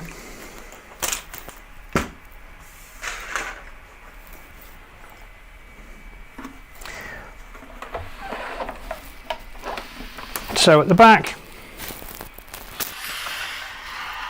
you will see there's your 3-pin plug. There is an interesting port there for an add-on, who knows what, and a USB port. So we've got power to here, so we're going to put that into there, but it's not told me to turn it on yet, so we are plugged in. We are on page 61. It says, before plugging, ensure that the power is switched off. Do not plug or unplug any cables when the machine is powered on. Always good to know. So it says you have successfully installed the machine. Absolutely amazing. And then it says preparations, visit Google Play Store, download the app, install the Snapmaker app. I've already done that. Did that on my lunch break. So I've installed the app. It just says go to the Snapmaker. There's a Google Play one, there's a App Store one, create an account, register and log in. Done all that. Just to speed things up a little. So now it says that I've done all that. It says turn on the power switch on the back of the machine. And it says to restart your machine, wait for at least 5 seconds after power off. And then it says follow the on-screen instructions to complete the initial setup so that language, reason, read terms, connect to Wi-Fi, etc. So we'll turn it on and we'll turn it round before we turn it on so we can see the front. Just hoping that cable's long enough, which I'm not sure that it is. We are going to move you round to there and up to there so you can see that. Oh, that's a bit loose.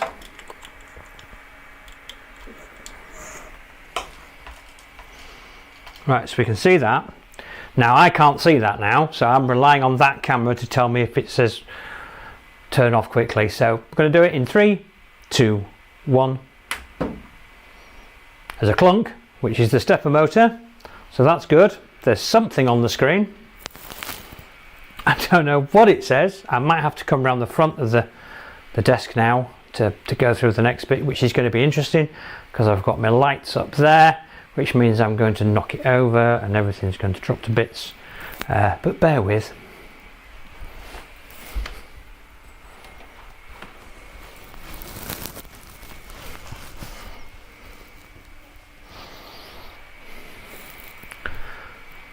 So here I am. Just let me grab my phone to see that I'm kind of in shot. Of course I've got to wait for the... I am so far behind. Just bear with me.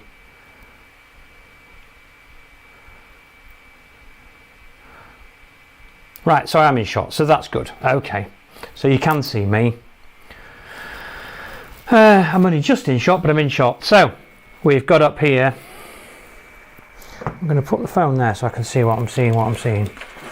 So on the screen here we have got language English, and then next, select region. You've only got Chinese mainland or global, so we are global, and we click next.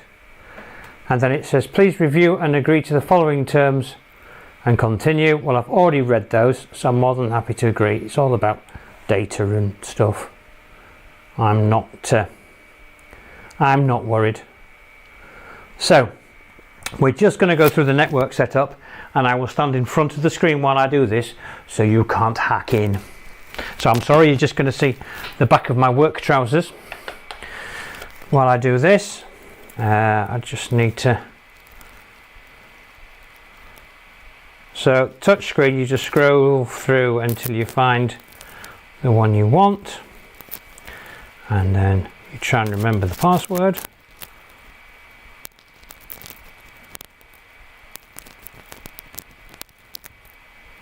And I've just realised I'm actually showing you that on there, so we'll just turn that camera sideways. Did anybody mention it? No. I could have given my password away then, but it wouldn't have mattered because I would have just changed it. Right, so I am connected as quickly and as easily as that. Connected up, sorted. So that's good. So I then click on next. So it says scan QR code with the Snapmaker app or log in, or do it later. I have, like I say, I have the app installed, so I can click on that. I can click on device. I can just give it access to that. Okay. It's found it, it's confirming the bind, it's asked me to agree to the terms and conditions, and it's done. As you can see, username Matt's Makerspace. So that was incredibly quick. So it now says the printer will perform these calibrations: multi-head offset calibration, heated bed leveling and vibration compensation. So we'll click start, and now it's going to attempt to home. So I shall come back around the other side of the machine, and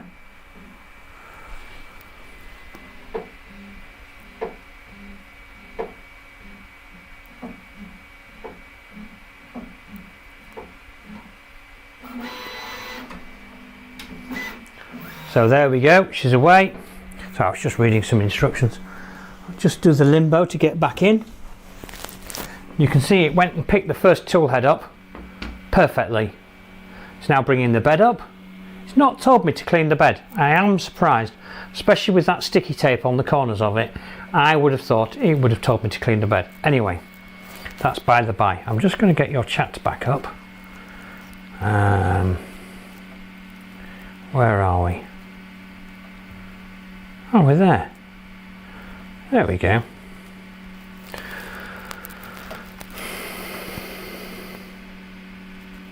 Yeah, I know, guys.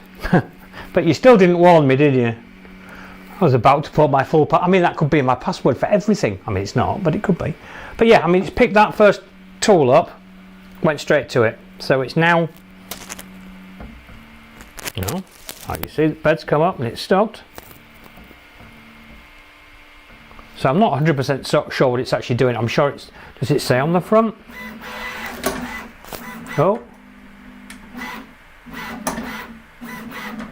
look at that, that's third head out and in place, and fourth head. So that's just picked and placed each head individually first time. So this is what I mean about the fact that it's pre-done at the factory. Each individual machine is built, the coordinates for where each head sits is done individually for every single machine. So they manually find the coordinate and put it in. So when you get it, it does that. I mean, that's attention to detail. That's not how it is with, for instance, the Prusa XL, where you are responsible for lining them up, and each tool head, I believe, takes about 15 minutes to get each tool set up, and you're doing that for 5 tools. So you're talking the best part of an hour and a half, if it works, to set the tools up. This is pre-done in the factory. Now, I do believe if there is an issue with one of the tool heads and it's not lined up properly, they can talk you through doing it. I mean, it's only going to be like baby stepping, isn't it, to get a first layer. It's just a matter of moving the head, you know, 0.01 of a millimetre to the left or to the right or up or down, or maybe both, to get it set. But pre-done in the factory, I think that's brilliant. I think that's decent attention to detail. Noise wise, I'm sure you can hear that because I don't have any noise cancelling on this mic. That doesn't seem too noisy to me at the moment. I know a lot of people have said, oh, it's really noisy. At the moment, that doesn't sound excessive to me at all. But then I've grown up with machines that had no, just raw stepper motors. You know, we didn't have anything to make them quiet. They used to sing when they printed. But yeah, this seems to be doing all right. I'm just going to nip round and see what it says on the screen in case I'm missing something. I don't think I am. Oh, yeah, I am. It's telling me to clean the nozzle. Now this bit is quite interesting because they're asking me to clean the nozzle because, of course, there has been a print done with these nozzles. So it says, clean the nozzle with provided wire brush to maintain a clean docking position. So because, like I say, they've done a print with it,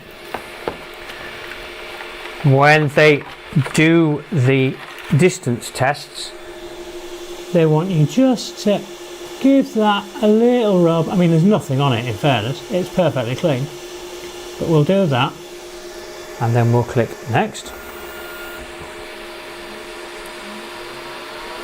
So it's now cooling nozzle 1. I'll just get it down to about 140 degrees. Like I say, I don't think this is too loud. I mean, it's loud, but it's not too loud. I wouldn't have it in my bedroom, I wouldn't have it in my front room when I'm trying to watch television, or in my kitchen, but if you've got a dedicated craft room or whatever, I think it's fine. I don't think it's excessive. I would be interested to know how quiet it would be with a lid on, but we'll do that at a later date. I don't think we're going to buy their official one at $150.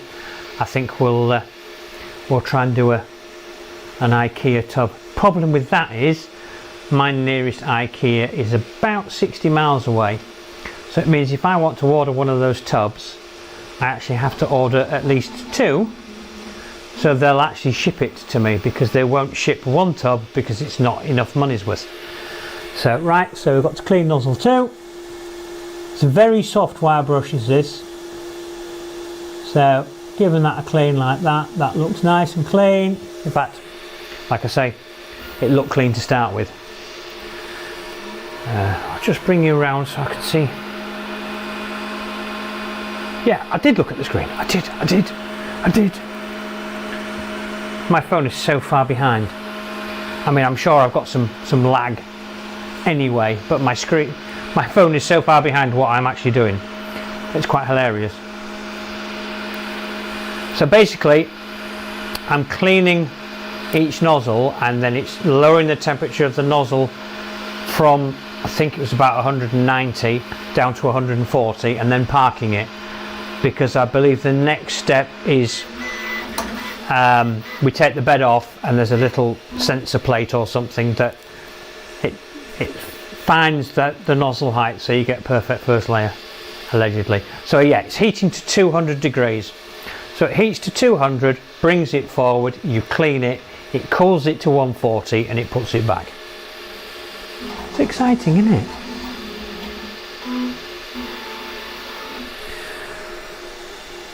Again, that nozzle is perfectly clean anyway, but we'll do as it asks. We'll give it a bit of a once over, and we'll click next. So again,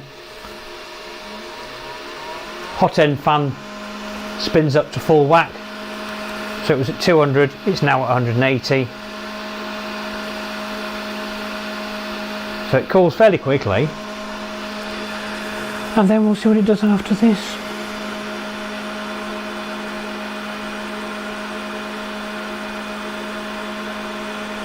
I've got all sorts of messages.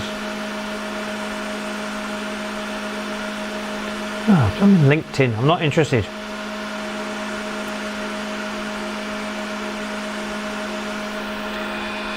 So that's down to 140 now, so that'll now go back and park that. Then last head, it's sort of, I think is that lined up? It is. So it's actually lined the nozzle up with the purge wiper. So it's bringing it up to 200 degrees, and then I think it's wiping it on the nozzle wipe at the back. Yeah, in fact it says it on the screen. Wipes it, brings it forward, give it a rub, make sure there's nothing on it. That's absolutely beautiful. Click next, it'll cool, and then we'll see what it asks me to do next. I mean, I've got to say, like I said in the beginning, I wanted to see how this would be for somebody who's new to 3D printing, and is it going to be too technical for them? Should they start with something else and then work up to this? I think if you've got a modicum of skills in any sort of crafty type stuff, I don't think there's anything here that's going to be too difficult. I wouldn't suggest you buy it for a 12-year-old and expect him to do it. I think you need to help him doing it. But there's nothing, it's no more difficult than putting a shelf up. I can see some of you going, yeah, I have real trouble putting shelves up, Matt. But you know what I mean, it's simple, it's basic, it's straightforward. It's the stuff, the manual is brilliant. Right, so it's now telling me to remove the PEI sheet. Oh my goodness, there's good magnets. I tell you what, they are. It's a good thick sheet as well. And now I know some people have had problems with bed adhesion with these. We'll see. Now there is a little bit, you can see that, there's a little bit of red PLA sat there. So we're just going to take that off. That goes to show it's been used. Come on, little bit of red PLA.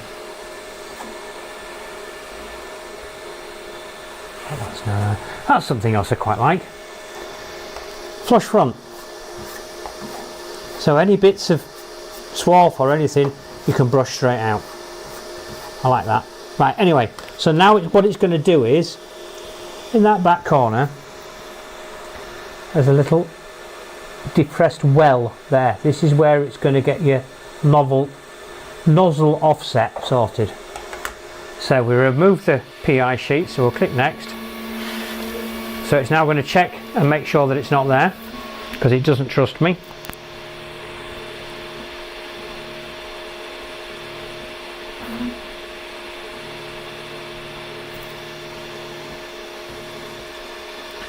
So it's now checking that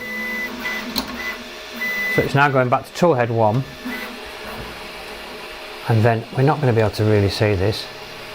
So it's 12 minutes, but it's 12 minutes for all 4. It's not 12 minutes per toolhead. So it's basically it's 3 minutes per tool head.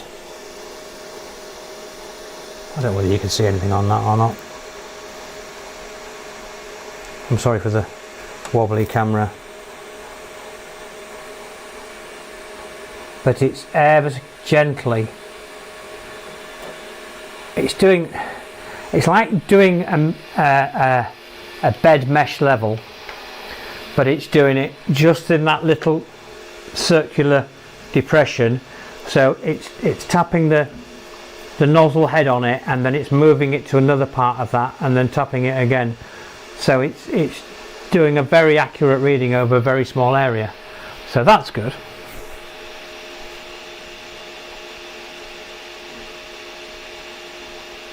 Brilliant, Jerry. Well, you can't argue with that. That is my preferred method. We don't have Dawn dish soap in the UK, but we have similar dish soap and boiling hot water, a dry, what we call tea towels, a linen towel, red hot water, wash it off, put the dish soap on, give it a clean, put it onto the towel to dry it, pick it up by the corners, put it back in your machine. The amount of times I see people go through all that rigmarole and then they just pick the bill plate up like that, just like that, and carry it and put it back in. So all the grease off their fingers that they've just nicely washed off, they've just put straight back on the bill plate. You know, edges. Simple, straight. I'm going to have to clean that now, aren't I?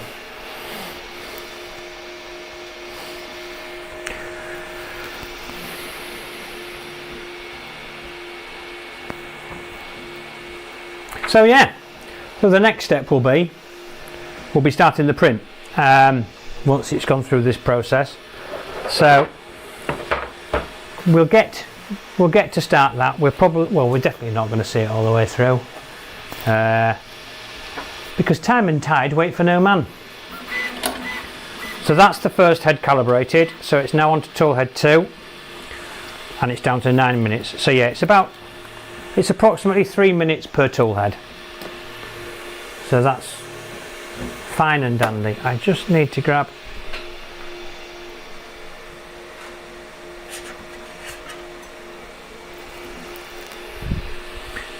something to get this box open. There we go. So I think I'm right in saying that these are a 1/2 kilogram spools. And so there's the original lead that would come with it, which is of no use to me. Like I say, 123d.co.uk provide you with a UK plug which they stick to the outside of the box, so you've got it ready to go straight away. So yeah, I believe these are 1/2 kilo spools. Yeah, 500 grams. So it's a decent amount to get started with. If you're anything like Jerry and me, you've got a room full of filament, haven't we, Jerry? But still, you can get started straight away. Everything is in the box that you need to print. So yeah, there's 4 of those. That's good, because there's 4 spool holders. That looks like it should be carrying cigars.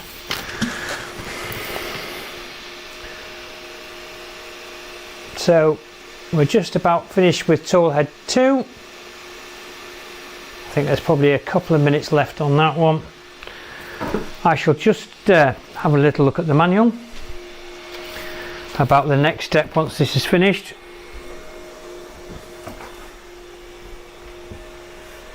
I am quite excited for this. Like I say, I've got the index stuff coming, but this is going to help me get my head around it before it turns up. So expect to see lots of stupid posts on X of me printing stuff. No, you're absolutely right, Jerry. You don't have a filament problem. I've got loads of the stuff. So guided by the touch screen, the calibration with it, you can do it again if you want. Hang the provided filament spools on the filament holders. Use the diagonal pliers to cut off the bent or curled end of the filament. Insert the filament into the filament feeder. The filament indicator will illuminate once it is properly seated. Tap on the home screen. Tap start on the home screen, then select a built-in G-code file to start printing. Okay, that all seems very straightforward. These are RFID, so it will sense what filament it is as long as you're using Snapmaker filament. I believe the RFID is on the side there and there, because there's a little depression in the plastic on the side, which is, I think, is where it's connected. I do believe that there is a fork of the firmware that somebody has created that you can flash on top of this firmware, or with this firmware, which allows you to program your own RFIDs. I think it's still in its infancy at the moment. I haven't done a lot of research on it, but I do believe it exists, and I do believe, and I might be wrong, but I understand that it doesn't, flashing this extra part is just like flashing macros, so it doesn't actually affect the firmware of the machine, but if the firmware gets updated, you then need to update this extra add-on that you put on. But it does quite a few things, gives you a lot more usability of the machine, and like I say, I believe it enables you to do your own RFID stickers to put on the side of your own spools, that it then reads it, knows what colour it is, knows nozzle temperature, flow rate, you name it. I mean, you have to probe that in manually into the RFID and program it, but once it's done, it'll work on that rule. So we're on to tool 4 now, so that's going quite well. So while we're waiting, I'll take these out of the bags. I mean, I don't know, I haven't looked how expensive Snapmaker filament is. I mean, because it was the big thing with bamboo filament when it came out, and still even now, it's not massively expensive. They could have been quite nasty and said, oh, you know, this filament's going to cost you a fortune. It's not expensive. It's doable. It's definitely doable. Sorry, this is going to be microphone again, isn't it? So we'll just do those 4. I'd like to thank you at this stage for the 7 of you who are watching and have been watching. I appreciate this has been going on for 2 hours now. I know a lot of you haven't been here for the whole 2 hours, but I do appreciate you being with me for this. First impressions, I've got to say, if the packaging, the instruction manual, and the overall quality of the stuff is anything to go by, this is going to be a decent machine for the money. Like I say, the plastics on it, they're like your average paper printer. If you were to buy a Canon or an Epson or whatever paper printer, the plastics are of the same, if maybe slightly better quality. It's not the quality of a high-end bamboo machine, but you're not paying high-end bamboo prices. And like I say, the skeletal frame that's inside it is pressed metal, so the rigidity isn't a problem. It is merely just a case. So I don't think that has any reason to cause anybody any worries whatsoever. You know, it's not like you're banging it against a wall or anything, are you? Right, I'm just going to make my way back around the front, because I think we're about there. And it says the calibration is complete, and I can place this back on. I'm going to place it on upside down, so the side that I haven't had my fingers all over. Locates on the 2 pins at the back, sits down nicely. Now it's going to do a heated bed levelling apparently.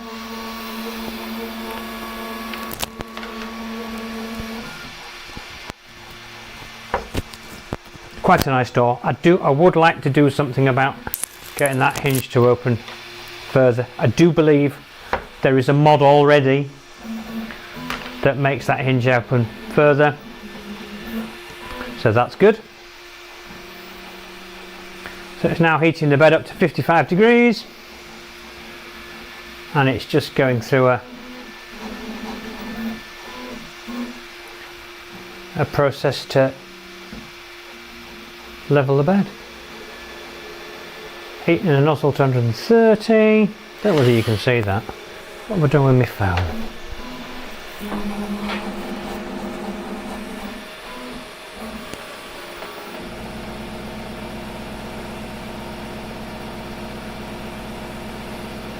Oh,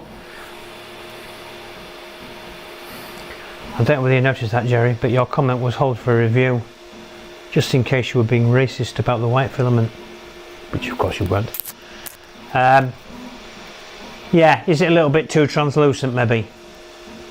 I've got a filamentum white down there which I really like. Both the ABS and the PLA, the filamentum white is a really crisp white.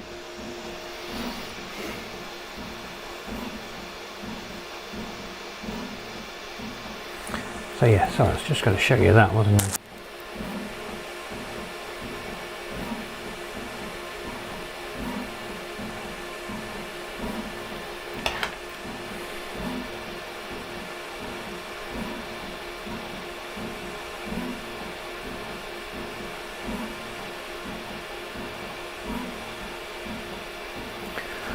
So yeah, we're doing, let's have a look, 1, 2, 3, 4, 5, 6, 7, 8, 9, 10, 11, so it's going to be 12 across, isn't it? Now, so it's 12 by, it's probably 12 by 12, isn't it? So it's going to do 144 point bed level. Now hopefully it only has to do this once. I think what it does is, when it was doing the nozzle thing, I think what it does is it reads the nozzle on tool head 1, and then it calibrates the offsets for the other 3 tool heads from that tool head. So tool head 1 is your set, which is why it's doing the bed level from that now, and then the offsets that it calculates for the other 3 heads is from that. So it knows if nozzle 1 is spot on, it then, you know, like I say, it makes the deviations for the other 3 tool heads for however slightly different they might be, which is sensible really. Well, I've got to admit, Jerry, oh, it's not Jerry, sorry. Is that Richard?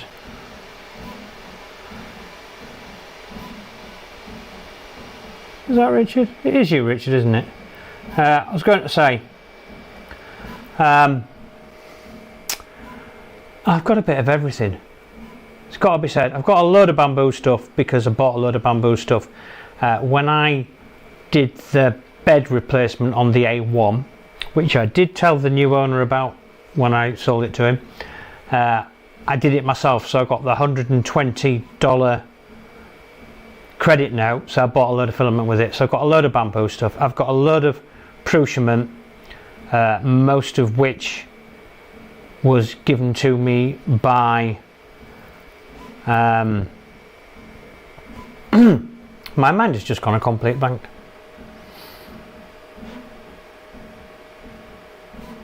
Well, that's terrible. it'll come back to me. Anyway, somebody from Prusa at one of the Smurf shows, when they'd finished on the Sunday, they gave me a load of roll ends that they didn't want to take back with them, so I've got loads of those. I've got a load of cookie CAD stuff, because I like cookie CAD stuff, and Vector 3D in the UK stocks it, so I've got a load of that as well. And then just bits and pieces of stuff. I picked up some, I've got some Polymaker over there. I've picked up some 3D QF, what they call transition rolls. So it's a roll at the end of the line or the beginning of a line, which the pigment may fade out on or fade in on. But it's actually quite nice filament for printing things like vases or boxes or stuff like that, because it's got a nice gradient colour change through it. Sometimes it changes from one colour to another halfway through, but very subtle shade change.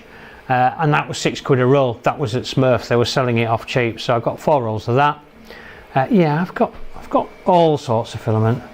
There isn't a lot that I've struggled to print with. I mean, I've even printed with stuff from Temu, and that's worked well enough. I mean, I've got a 500 gram roll of something from Temu, which I printed. I printed this, which is, you all know Wexter. I don't know whether it's better to try and show it on this camera, but I printed that, and it's sort of like a purple green, and that didn't turn out too bad at all, considering there is a slight flaw on it, but that's probably more to do with me than anything. But yeah, I mean, that was £4 for 500 grams on Temu, so you ain't going to argue with that, are you?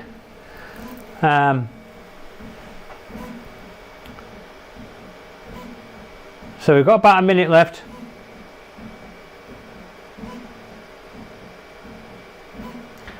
And then we might get to the stage of actually putting the reels on. That would be exciting, wouldn't it? And like I say, we'll get first layer down, we'll see, do a nozzle swap, and then we'll probably call it for this evening. I think it's a good machine, Richard. Whether it's for you or not, I don't know whether it would fit in your cupboard. I think it might fit in the cupboard, but I don't know whether you'd fit in with it, because it's quite a lot wider than the X1 Carbon, or it certainly seems to be.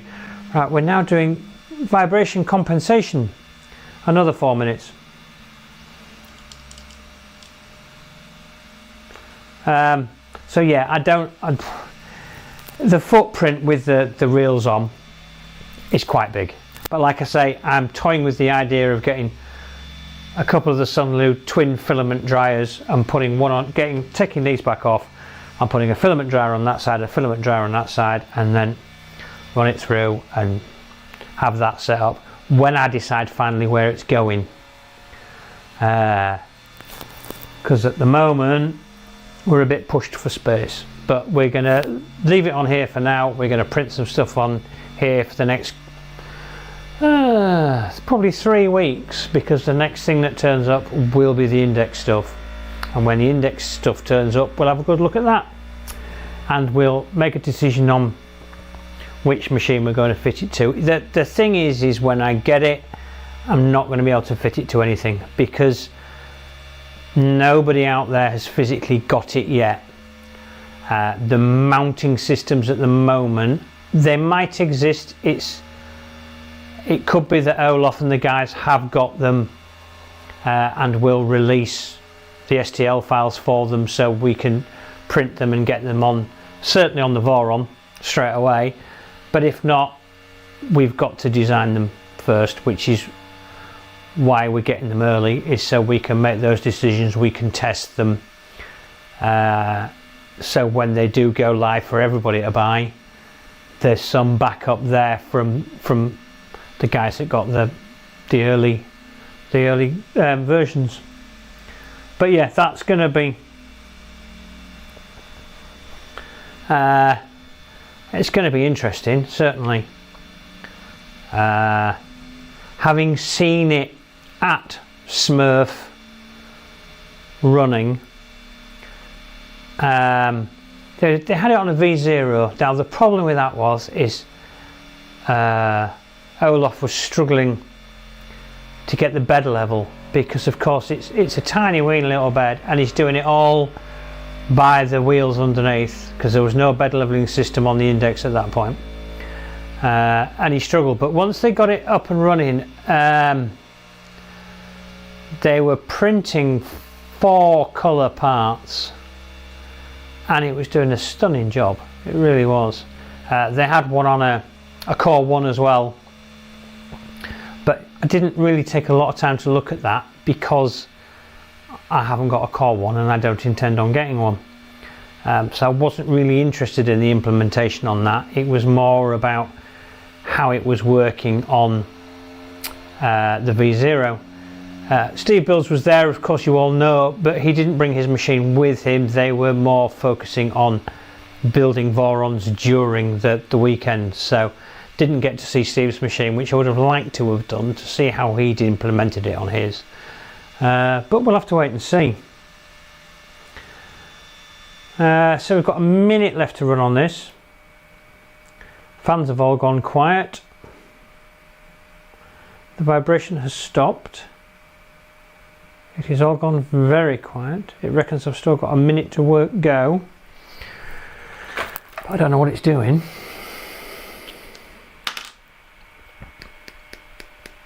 There we go. So it says calibration complete. The multi-tool head offset calibration, the heat bed leveling and the vibration compensation are all done, and they're all green. So now we're on to filament loading. So click start. So it says install the spool. As shown, and attempt feeding. Insert the filament tip into the feeder until the indicator light confirms proper seating. The system will advance the filament to the designated position. Automatic loading will finish upon print initiation. So, what order are we going to do it? What order has it got it on the... I mean, I know you can do it in any order, but on the manual you have got yellow and white on the right hand side, so red and black on the left hand side. So we're going to go with that. So the red, we're going to snip that there. That felt quite soft. And then I'm guessing we're going to feed it round and in that way.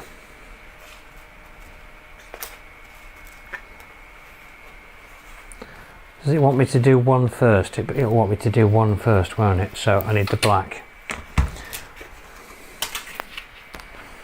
So we'll cut the black. Doesn't say about cutting it at 45-degree angle or anything like that, so we're going to put the reel on that way, and then we're going to run it down.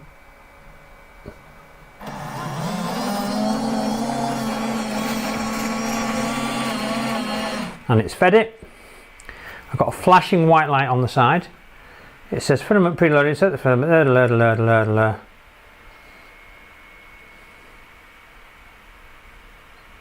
So it's done that one, and it's happy, and it's got number 1 on there. So red one next.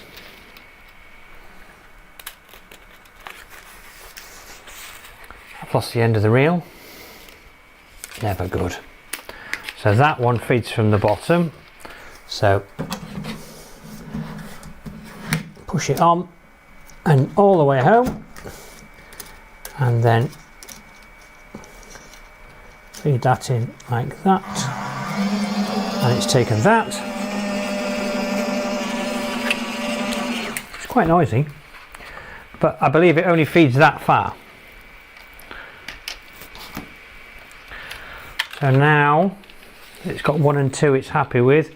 So yellow's at the bottom at this side. So we're going to confuse it now by going straight to number 4. Let's see if it understands what I'm doing.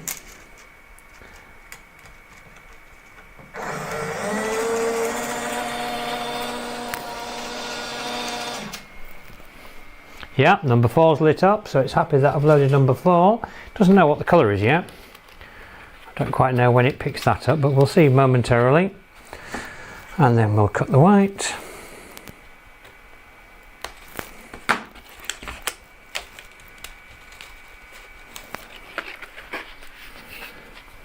And we'll put the white on. And in goes the white. So that's all 3 loaded. So we're going to click on next. And it says official filament auto recognition after pre-loading, third-party filaments. Okay, so yeah, got it. So there we go, PLA. It's got the colours. It knows exactly what's what. It's sussed them out. So we'll click next. It says your printer is ready. Let's print your first model. So what we're going to do is, Sarah, there's this little dragon. Now this is pre-sliced, pre-done. So if this doesn't print nicely, nothing will, because this has been designed to show the machine off. So that's what we're going to print. So it's talking about preset filament, etc. I mean, that actually says PLA carbon fibre, which I don't think it is. So there we go, we've got the PLA. It's already assigned them, so it's ready to go. It says just short of 3 hours. We are not going to hang around for 3 hours. I will post pickies, so keep your eye on the YouTube channel, and I'll post some pickies up in the community so you can see. So we'll click next. So usual thing, do you want dynamic flow calibration, do you want heated bed leveling? We'll do that.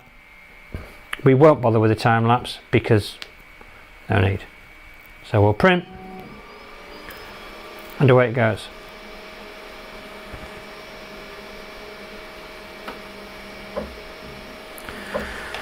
And that's pretty much it, guys. We'll have the door open, shall we? One of the few downsides I've heard about is first layer. When you're checking the first layer, you can't look in. Well, actually you can. Well, you can't. You can see there, when that bed is all the way up touching the nozzle, you're not going to be able to see the first layer. The only way you're going to be able to see the first layer is looking over the top.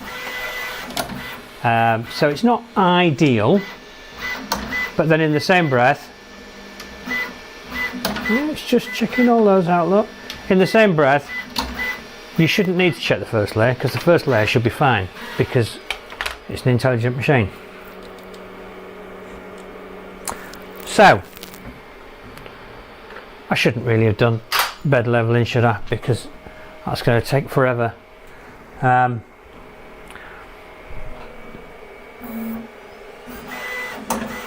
it says it's auto loading filament, so we'll see if it does that first. Oh yeah, it's taking the black in, look. And then it's, you can't see any of this, can you? So it's now gone to the purge point. You can't see. I'm crap with the camera. It's gone to the purge point and it's now purging into the little purge bucket. Now it does this. This is the only time you will get this purge material going into these buckets, is when it changes the filament, because of course it's flushing the nozzle through. So that's what it's doing now, but it'll only ever do that when you change your filament roll. So everything else will be wiped to the tower, which is why you save so much filament, because once it's done once, it's done once.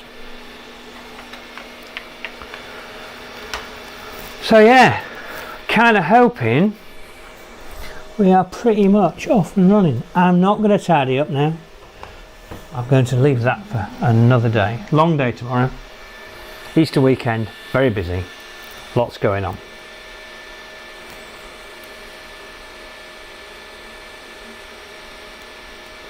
Yeah, absolutely. Send me some stuff, Sarah.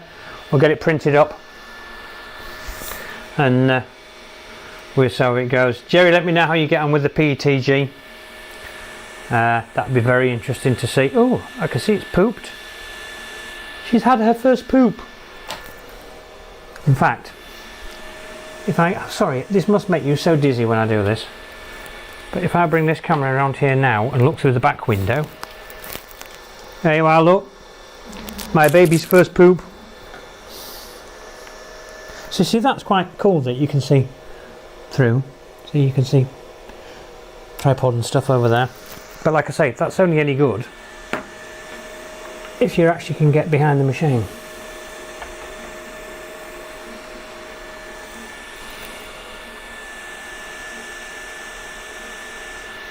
Not quite sure what it's doing now because I'm not at the front, so I can't see.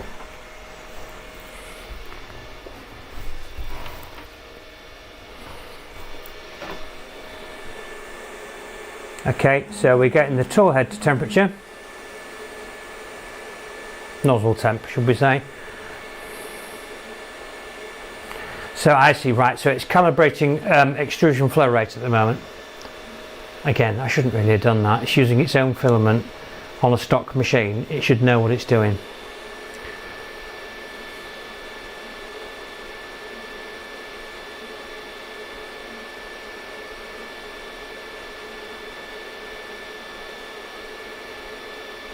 One other little thing I did notice, those that worry about their privacy, if you look around here on the camera, there is a little shutter that you can put over the lens. So if you're worried about your privacy, you can be safe. Come on. I should never have done the extrusion flow rate. This was silly. Shouldn't have done this. Should have just got it printing, but we'll hang on until it gets first layer down and then we'll call it.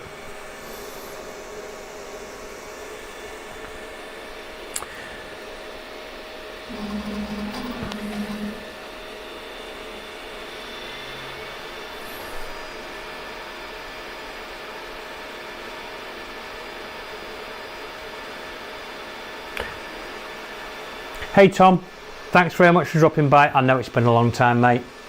Life kind of gets in the way, but thank you so much for stopping by and saying hello. Hopefully I'll be able to do a bit more.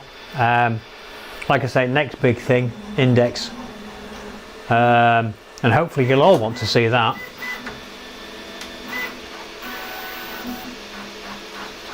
Right, so we're now loading the red filament, because of course it's got to load each one and then do the flow calibration for it. Oh, this could take a while. I'm really sorry. Do you know what, guys?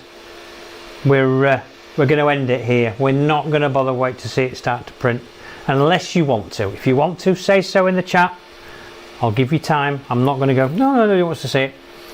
If you want to see it start to print, we'll wait. Failing that, we'll, like I say, I'll post some pics in the community on YouTube when it has finished, but I'll leave that to you. You just let me know. If anybody wants to stay and watch it, just let me know. I'll quite happily wait with you. But I have done flow calibration and it's doing it on every one of the 4 nozzles. So I need to send myself one of those.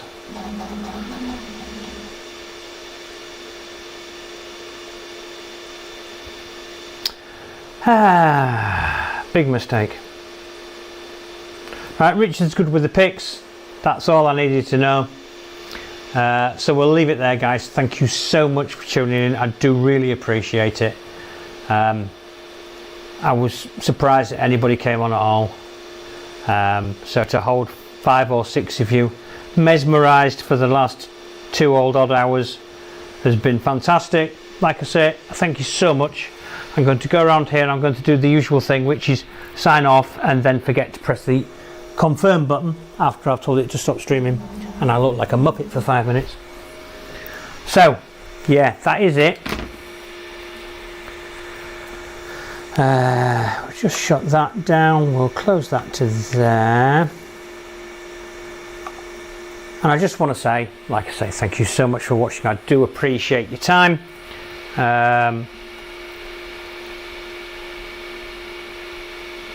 I will remind you, Sarah, I'll probably send you some over